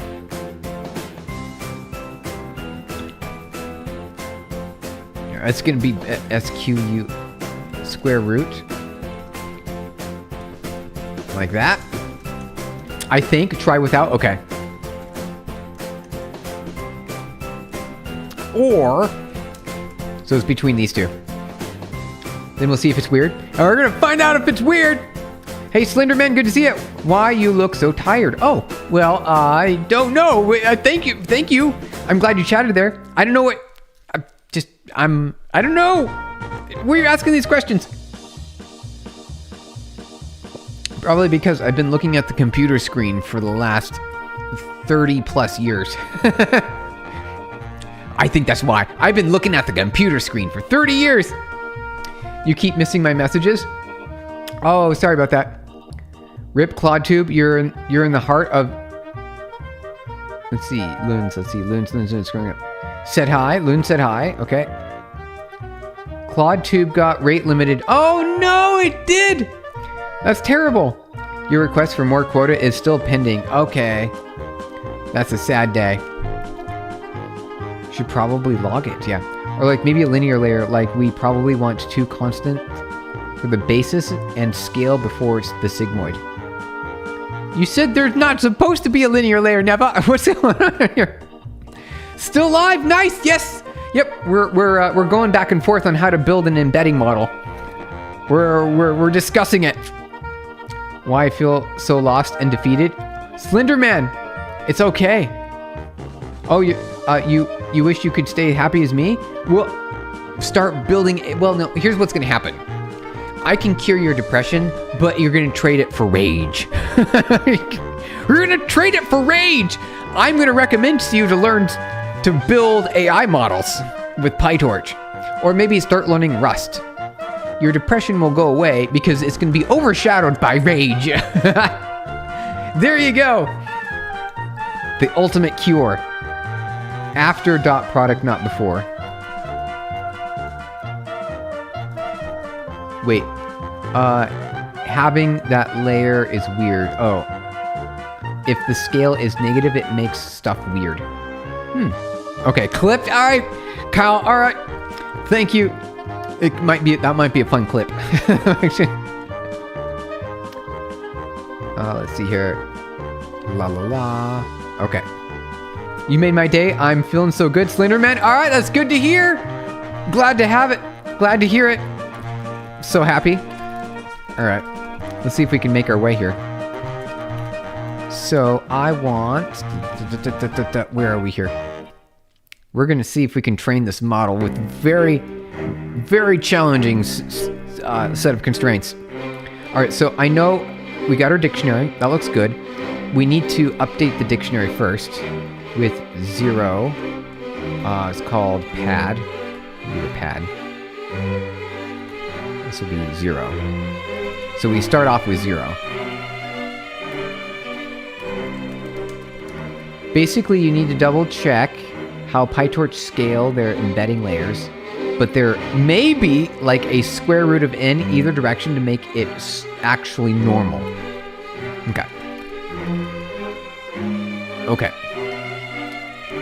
So we'll see. We'll see what the outputs are. All right, pad 0. All right, looks good. All right, now we've got our dictionary, all nice and sassy there. Very happy, very happy. You're requesting 500,000 units, so 5 times more. All right. All right, Loons, sounds good to me. Struggling, yeah, Steven's advice. Struggling with depression? Have you tried Breaking Bad? The dark side, your villain arc? That will cure it. It'll cure it right now. It'll work. It'll work. It'll work. I promise. Success guaranteed. I promise. Okay, I want to... We did the normalization. Did we get any... Yeah, all the words and numbers. Oh, no, we've got a problem. I see the problem. Right here. There's a bug in it. There's a bug right here. See the bug? It has a bug. The bug has a bug. It's got a comma. Right there. There's a problem right there. Do we need to... I thought this would work. Do we need to say G? I don't think that... That's Perl. That's Perl's world. I think that's going to be a problem. So... Not a word. Not space. What if we did A to Z and 0 to 9? Let's try that. That worked. No, that didn't work. Because we still have periods. We still have symbols, you guys. See the problem right here. Comma and a period. We got periods. We can't have those. Why is it not working? Words.lower.replace. That should do the trick. It really should. This should work right here. I don't know why it's not working. Have you tried Z editor? Oh yeah, Z! It's super fast since it runs on the GPU. Yeah, Ronnie? I've heard about that. I'm using Ghosty, so I'm also running on GPU. However, it's just a terminal emulator. It's not like a full-blown Atom successor. Seems like it's dividing by n because they don't normalize over dimensions. Oh, the embedding is? So it is already? Note may already be dividing by number of words. All right, we'll have to deal with that later. CloudTube is still 7th in the leaderboard? No way, really? That's actually pretty good for being a bot. Revenge of the Nerd is my middle name. There you go, Revenge of the Nerd. Basically, we want to average the xi times the yi. Don't forget A to Z as well. So, good point. All right, I'll put it in there. However, as you can see here, we lowered it ahead of time. Ronnie? OAuth is a pain. OAuth is always a challenge. You always run into something with OAuth. Have you ever dealt with OAuth before? Well, I'll tell you what. You'll hit some issues. However, once you get it working, it's really good. Ghosty, be like Vroom. Exactly, Neva. Exactly. I'm still here. I'm just lurking, working on your own project. Bon Zoopy, sounds good to me. That's what we're doing. Let's work together. We are working at the same time. Twitch systems are pretty old, you heard? They're still using an Excel spreadsheet for their feature stream? No way! Are you serious? Yeah, the embedding doesn't divide by the number of words. Most papers have weights that do divide by that. Then we need that, and we get answers in the 0 to 1, which is good for the measure of what we're looking for in a sigmoid, yes. If you normalize, we can even remove the sigmoid. Hey, because we can get the numbers. We can get the numbers right. We're gonna see what it looks like when we get the outputs. We're gonna see all the data. We'll see it. We'll see what it looks like, you guys. So next, I need to iterate. Def iterator. See our input. All the sentence. Pass. And we'll yield. So this will be our data iterator. How about this? Data underscore iterator. There we go. No pain with clerk, not an add. Wait, what's clerk? What's clerk? All right, let's keep going. Like you could do a norm layer before the dot product, which makes that nice. A norm layer. Hey Neva, can you tell me what a norm layer is? What do you mean, like a standard layer that has like some constants or something? Or, oh wait, I think I remember this. Wait. Yes, I get it. You don't have to answer. I know this already. A norm layer will take all the outputs and change the distribution. It shifts it. So it shifts and shrinks between -1 and +1. It's similar to a softmax, but it's just a simple shifting. So if you get really big numbers, it takes all those numbers, shrinks them between 0 and 1 uniformly, but that's also what softmax is, between 0 and 1. So, okay, so maybe a norm layer.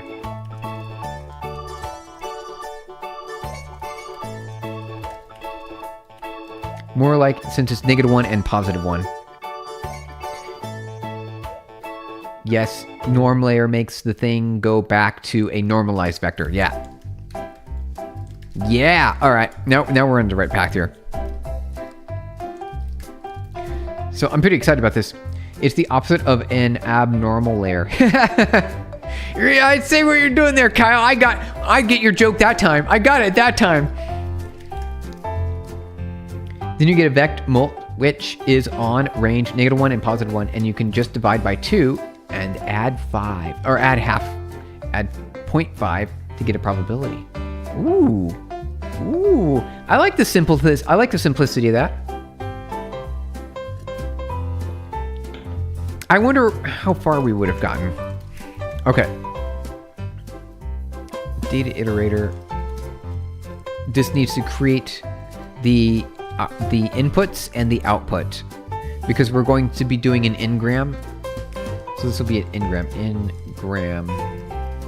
iterator. I suppose we could pre-build it. Yes, that's what we'll do. So we'll pre-build it. So we'll say pre-build vectors, and then we yield the 2 words and 1 word target. So we train an n-gram there. Nice haircut, dude. Alexander, thank you. I cut my own hair. I cut it myself over the weekend. By the way, this is the same-ish idea behind Clip. Oh, no way, with simpler math and a simpler model. All right. Never understood yield. It's the most confusing thing. You use it as an iterator. It's used in iterators. So you can do a for, right? A for n, right? So you can say for I, comma, z, or x, comma, y in data iterator, and we'll have our data. There we go. So that way it gives you that syntax like that. Oh, really easy. Really easy. Wow. I know. Yeah, it's pretty good. I've been doing it for a decade plus, at least, since I was in my 20s. Can you look at Claude 2404 usage thread on Discord? Sure. Yield is fake. It's fake news invented by the Illuminati. I know, right? It's fake. It's pretty fake. We're gonna use it. We're gonna really use yield. This is like a perfect use case for yield because you get to store state in your function, and then you get to reference that state, and it holds your current position. So every time you call it, like in your for loop, you get the next position. It's pretty nice. It's pretty nice. It's not you don't need it. It's not like necessary. We could do it other ways. It's just a perfect use case for it right now. It's a perfect use case for it. Okay. Where'd you put it, Loons? You said in general? Link share. Nope. GitHub ideas. No. Memes, maybe? Nope, that was from Savan. Oh, Loons, did you say you put it in Discord? Can you look at the Claude 2404 usage thread on Discord? Oh, right here. No, this is from earlier today. I don't see it. Claude being relatable. Yeah, it's not. Maybe it didn't show up. Ping me or something. All right, let's do some. So, looks we got about 20 minutes left. So, 20 minutes. So let's do a few. Let's go through these other two videos here that Kyle shared with us, and then Loons, if you show us where that is on Discord, we'll take a look, and then we'll jump back over to our embedding model, which is probably going to take a few days this week. 24 minutes. Got it. Yep, 20 minutes. We got 20 minutes to go. All right. I created Python because I needed a language that was easier to use than C, and in the context, the only alternative was shell scripts, which was totally inadequate for what I wanted to do. That was it. Oh, that ended really fast. Okay. So I created Python because... Why Python was created? Okay, the answer is he wanted something that was easier than C. And shell scripts, like Bash or maybe awk or sed or Perl, I guess kind of those types of scripts, they weren't quite what was being wanted by Mr. Rossum. Pinged you? All right, nice. Which is nice because the only thing is, though, it's not the speed of C. It's not even anywhere near close. It's actually really far off the speed of C. Now note that Lisp existed. Oh, so this is a diss on Lisp. Yep, there you go. He's like, Lisp wasn't good enough. OCaml wasn't good enough. Java wasn't good enough. Right? Something like C, but simple. All those other languages had that kind of desire inside to be simpler than C. And they didn't match the expectations. Although I can really tell you that I really do like Python. It's just so clean, and it's what I want, and it doesn't hinder me in ways that I don't want it to hinder me. In fact, it kind of gets out of your way most of the time. This is why I love it. I like it. That's why I like Python. Kyle, thank you for sharing this. Thank you for sharing. Okay. Let's go to the next one. We got one more, and then we'll continue our coding, you guys. OCaml and the ML lineage. It's unrelated to C. I gotta get out. Okay, got it. Unrelated. I'm not an anti-AI guy. I'm an anti-hype train AI guy by hype bros who own companies. Yeah. Okay, so when the Replit CEO says that all engineering positions will be gone in somewhere between 6 to 18 months, that was just a couple months ago, I go, hey, that's stupid. You know why? Because my mom doesn't know what a client or a server is, and she's about as computer literate as most people attempting to create these things right now. She has no idea what she's doing. She's going to create a site that will inevitably get hacked, and everything that happens will get absolutely destroyed. This is Wait. So hold on. This is one of the things. All right, so AI today, yes, can generate code that is insecure. You will have vulnerabilities. Now, that is a short-term thing. We are seeing that Claude just recently announced their security model that is going to be baked in to all of its standard. It's going to be commonplace. Security will be solved. It will be part of the coding agent or the scaffolding, right? It'll be part of it. Also, that's not really the main point of this video so far. The main point of the video is the off-putting nature of the hoisted AI on all of you, on all of us. They're like, here's AI. Here's the AI right here. And I've got a video for you guys. I've got a video that I got to share. Bash is like its own crazy thing you've never... Yeah, I use a lot of Bash. I use a lot of Bash in my day-to-day at PubNub. I do. I use a lot of it. COBOL is kind of Fortran in its lineage. Honestly, it's just someone on shrooms. I think so. Crazy idea that you don't need someone who understands things. And so I'm on what I would consider the reasonable skeptic side, which is AI is a fancy autocomplete, which will make writing code easier, but it does not make writing code free. Every line of code is liability. That's true. When you have something that produces a lot of lines of code, you have produced liability. You have not produced a strategic moat. And just because you can replace it fast does not simply make it for free, right? It almost does. So it's called code disposability. How's it going there, Karthix? Good to see you. Welcome on in. Happy Monday. Good to have you here, Karthix. Couldn't say I agree with you, Stephen. Large language models will intrinsically be insecure, not to mention the huge computation price. Yes. So you're right now, 100%. You're 100% right now. And I can't say anything else from that. Rani, you're right. You're absolutely right. They're insecure. They have holes. There's problems. And yep, it exists right now. Never caught a live? Oh, it's going there. Voice, you're here. Good to see you, Voice Atlas. Welcome on in. Thank you for saying hi. Thank you for clicking the hi button and saying hello. You made it in. Yeah, we're building an embedding model today, and we haven't fully built it yet. We've got a lot to do. We still have a lot to do with it. Many different tasks are left for us to complete this. I want to build an embedding model that can compare the similarity between two sentences. And we're going to try a whole bunch of different patterns, and we're going to see how it works.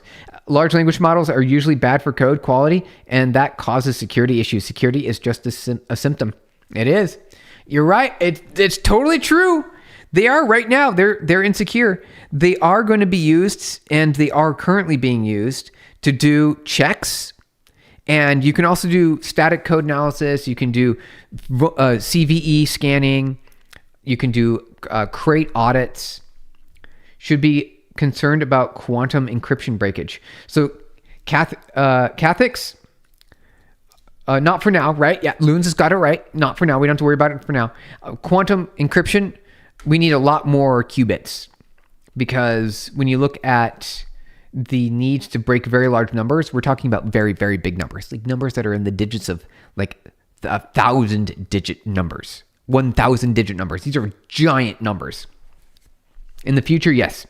The good news is, though, if you're worried about crypto, which is all based on, big number cryptography that could get broken by a quantum computer, the good news is we already have quantum safe algorithms that we can migrate to fork, like say the Bitcoin. We can fork the Bitcoin blockchain to upgrade to version 3 or version 4 of the protocol that supports specifically quantum resistant cryptographic signatures. It's mostly the overhyped overuse of LLMs. Responsible humans as analysts and limits on lines of code generated by engineers would help. We need to keep the lines of code as a good thing. Instead of flagging any engineer that generates too much code, they should have never reviewed it, because it's too much code. It's too much code. There are already algorithms for quantum. Yes. The lattice-based example. Bitcoin is cooked, though ETH has a board. What does that mean? What does ETH has a board? Are you talking about Ethereum? And what is has a board? I don't get that part. I'm not just sharing my videos. I'm only liking videos. Okay, I think they're worth sharing and training on your algorithm. Oh, okay, got it, yeah. Your own personal algorithm that feeds you all of your tasty morsels of short videos.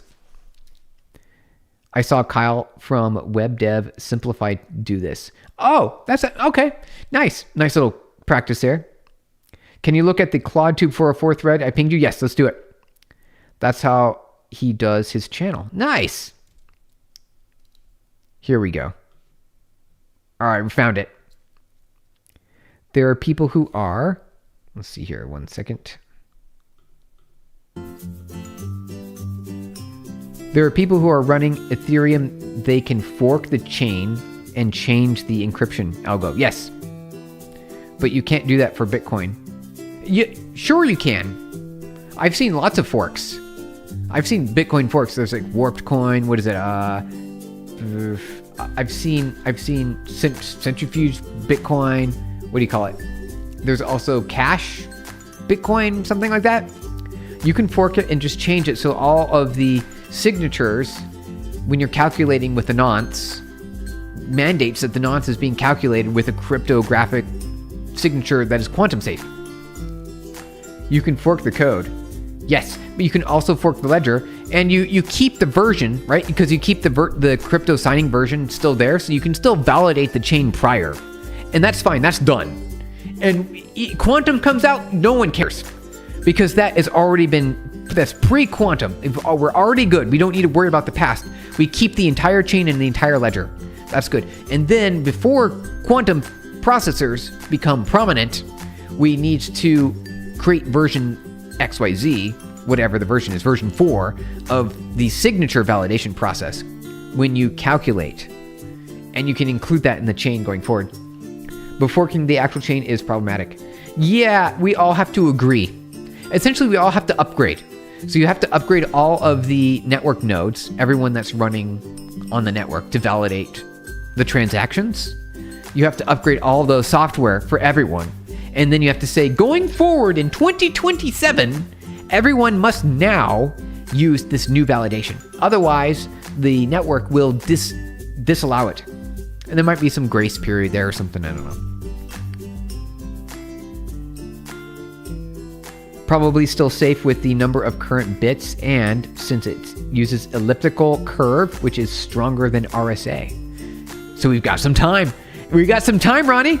Hey, Jefferson, did you get a haircut? I did. I cut my own hair. I always do that. I always cut my own hair. The issue is all the old Bitcoin is now completely invalid. It's not, Neva, right? I'm definitely pretty sure it's not invalid because you can still trust it because it was calculated at a time. Basically, you don't want to have an untrusted point in your chain. If it's already been calculated, it's already been validated, pre-quantum, then we don't have to worry about someone coming in and breaking it because it's already done. And so you can keep that as a chain in the validation process. You just need going forward all new blocks. They must use the new algorithm. You shared what I was talking about with YouTube, also from Kyle. Link in the share. Oh, on the link share. Okay, it's like AI SEO stuff. Nice. Not now, saying after quantum. Yeah. Right. If post quantum and you still use the old algorithm, you can't trust because it's crackable. You can't trust it for the signatures. But wait, the public address. What you don't want to do is have someone come along and be able to guess your secret key, right? You don't want someone to guess your secret key. Or be able to generate a valid secret key off of your public key. Because that would be bad. That would be a problem.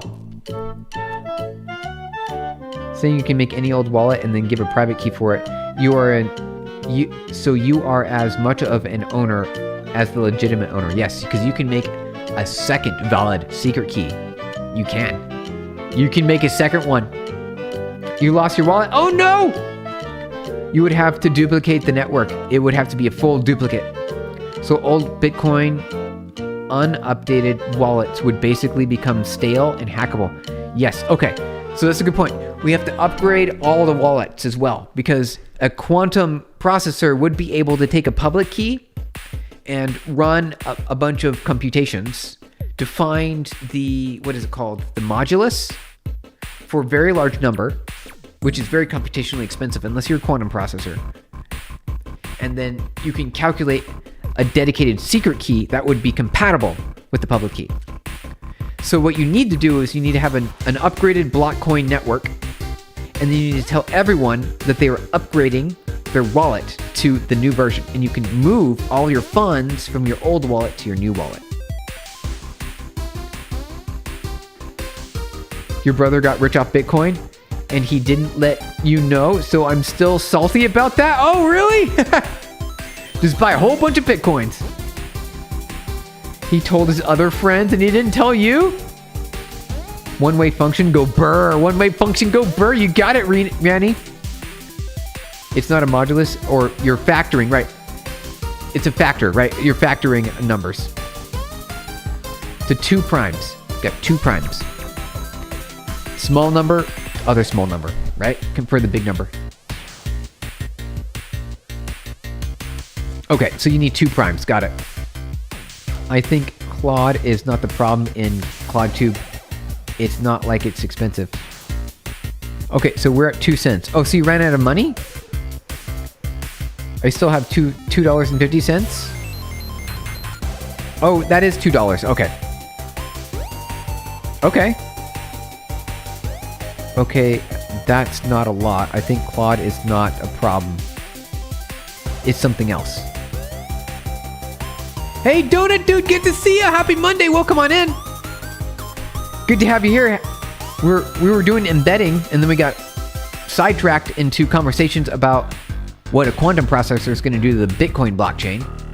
And there is an exit. Don't worry. There's an escape hatch. We can safely migrate everyone over to the new blockchain. We could upgrade all the network nodes to the latest version of software that has a quantum safe algorithm for generating the nonce generate a nonce. Compare that with the new crypto algorithm for signing and then validating the number of zeros. You can build, but unless your execution is perfect, you're gonna have to drive back into coding by hand. Isn't that gonna be a day? Imagine all the AIs go down and no one can code anymore. Imagine what that would be like. Basically, a key is the giant primes that then you get forever m to the power of q to the power of p equals m modulo. It's YouTube. Look at the image. Oh, got it. I'm looking, as far as I can tell, I'm looking at the images. How can you make it safe? So the way quantum processors work, they allow you to factorize large numbers. You can factorize very large numbers, which means that you split into two numbers, like Neva's describing. It's small. Okay, I see two pictures, and it looks like it's working. So you hit YouTube limit, YouTube API limit quota. That's what you hit. So that's how we make it safe. Anasazi, thank you for saying hi. Good to have you here. All right, let's look at this video over. Oh wait. Oh, I watched this. Here's Kyle from Web Dev Simplified talking about YouTube. I watched this earlier today. Yeah, he said tutorials are not being created anymore. They're all talking about AI. Basically, traditional logic gates are a Boolean algebra, and quantum processors are kind of like a generic matrix multiplication with reason. I like to think that. I think that too. So I like to say you set up your weights. You set up your weights as well, and you need to figure out what the weights are going to be. I don't really know what the weights are going to be. And then And then it's like a instantaneous matmul, like an instant, like it's all in one, like a boom, boom, instant, like in a fraction of a millisecond. And you stack those, and you can. It's like I like describing it as shining a light. There you go, 100%. Your queries, I told you, you ran out of your YouTube quota. Thank you for hearts, you guys. All right, so let's see where we're here on time. Loons, you got click. Yep, thanks for clicking the high button again. Let's see if we can write one more function. And then I want to vectorize. Let's see if we can vectorize. So let's do this really quick. Let's vectorize all of our data. So we need to say for normalize.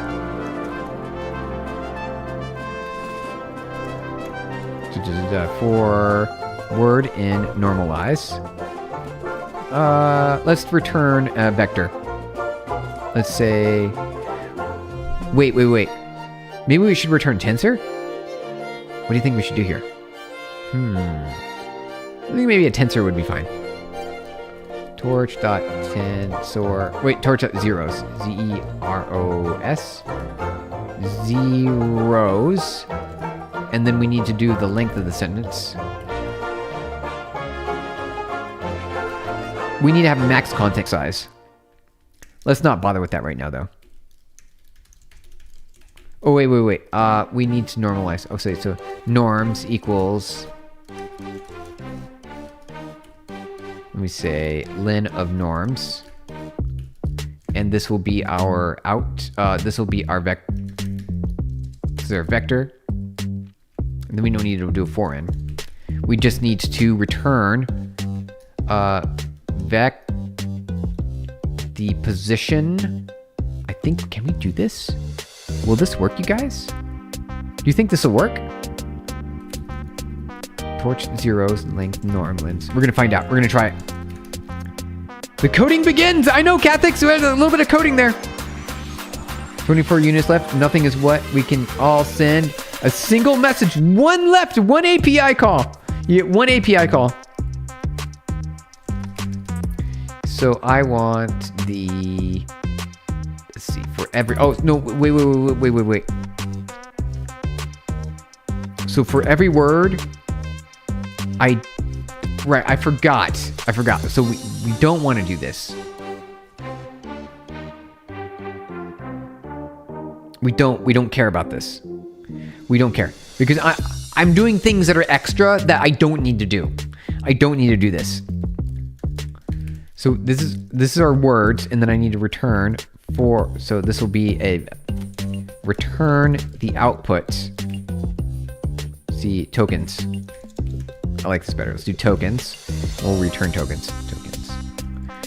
And I want to say the ID for ID in...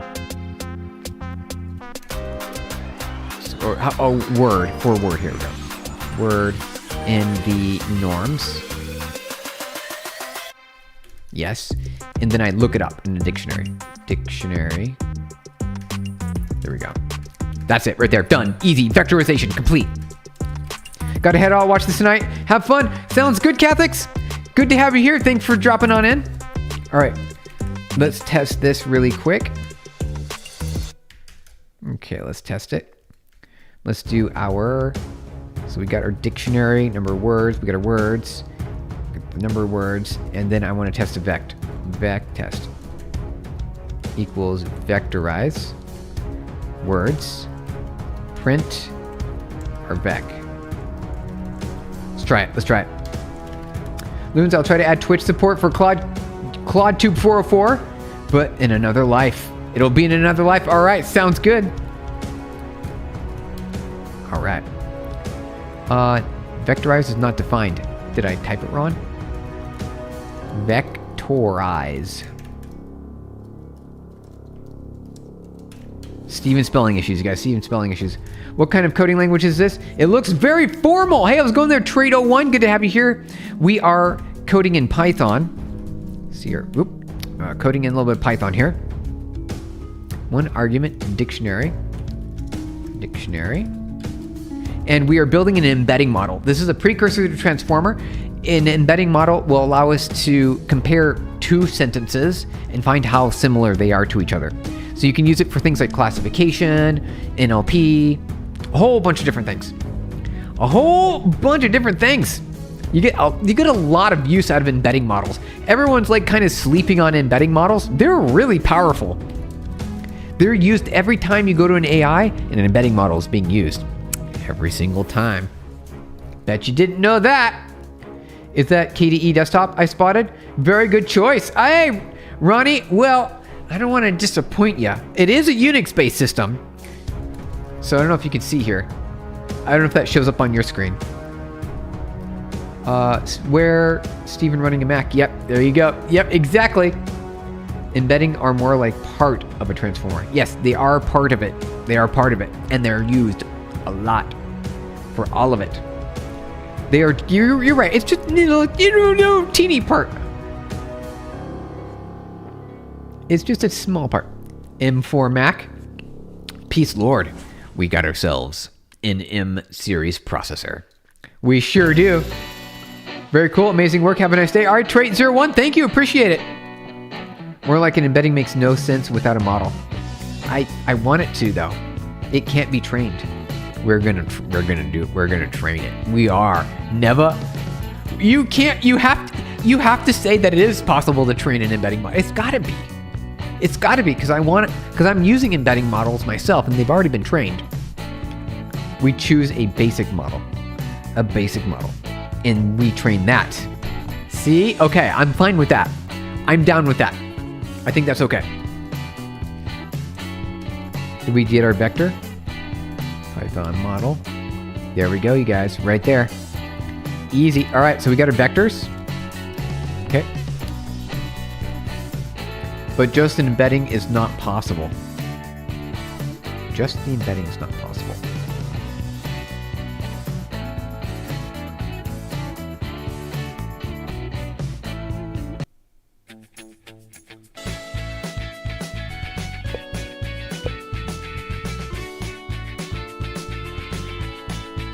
And embeddings are completely tied to their model, barring some interesting papers or on translations. So even trying to bin command in the terminal. I know you saw that. I'm like W : W enter. Yep, got to save the terminal. Got to save it. All right, Neva.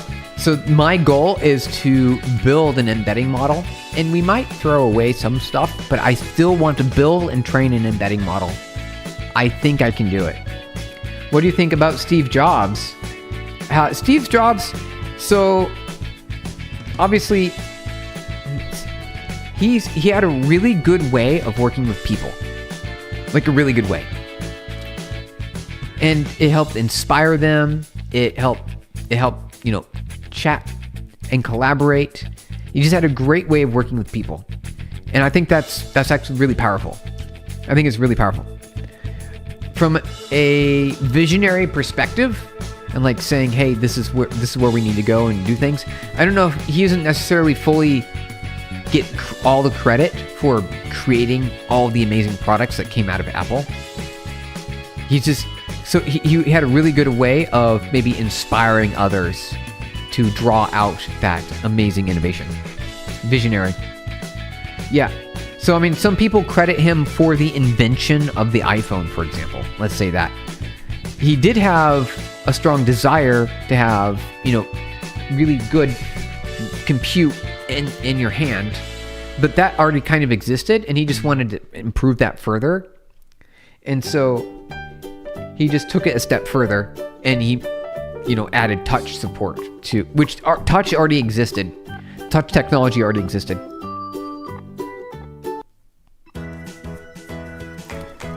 All right, you guys, we're going to wrap up here. I think we got pretty far. We didn't get our yields done. I really want to get the yields done. I think this is going to be our data iterators for training.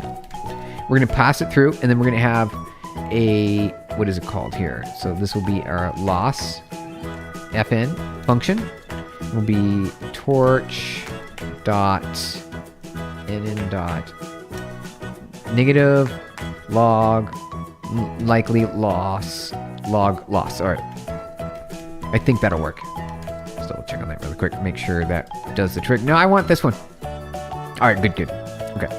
Git status, git init, git commit. Started our embedding model. And we'll resume that tomorrow. No, wait. Git add. There we go. Good luck. Sounds good. Nevin, thank you. We're gonna figure it out. I'm really excited about it. What about the new CEO, John Turnus? I don't know anything about this person. I don't know about them. What do you think about the name ClaudeTube 404? It was supposed to be called AltTube, but it was already taken. Send it. Oh yeah, we gotta send it. We didn't push it yet. We gotta create it. Yep. Git push. It's not. We don't have an origin yet. Got push. Git push origin main. We don't have. We need a repository. So GitHub. Create new repository. There we go. All right, Steven. All right, this will be called our Steven embedding model. Word embedding that we train from scratch that allows us to detect similarity between two sentences. All right. We're going to create this GitHub repository publicly. Create. And then I'm going to send it. We're going to send it. Boom, sent. Git remote origin, you got it. Git remote add origin. We did it. Nice. Peace Lord, we did it.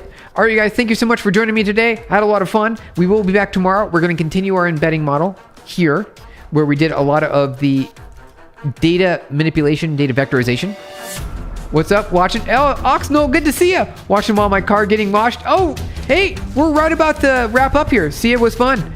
Came late. I know you came in late. Don't worry. We'll be back tomorrow. And we'll continue on our word embedding.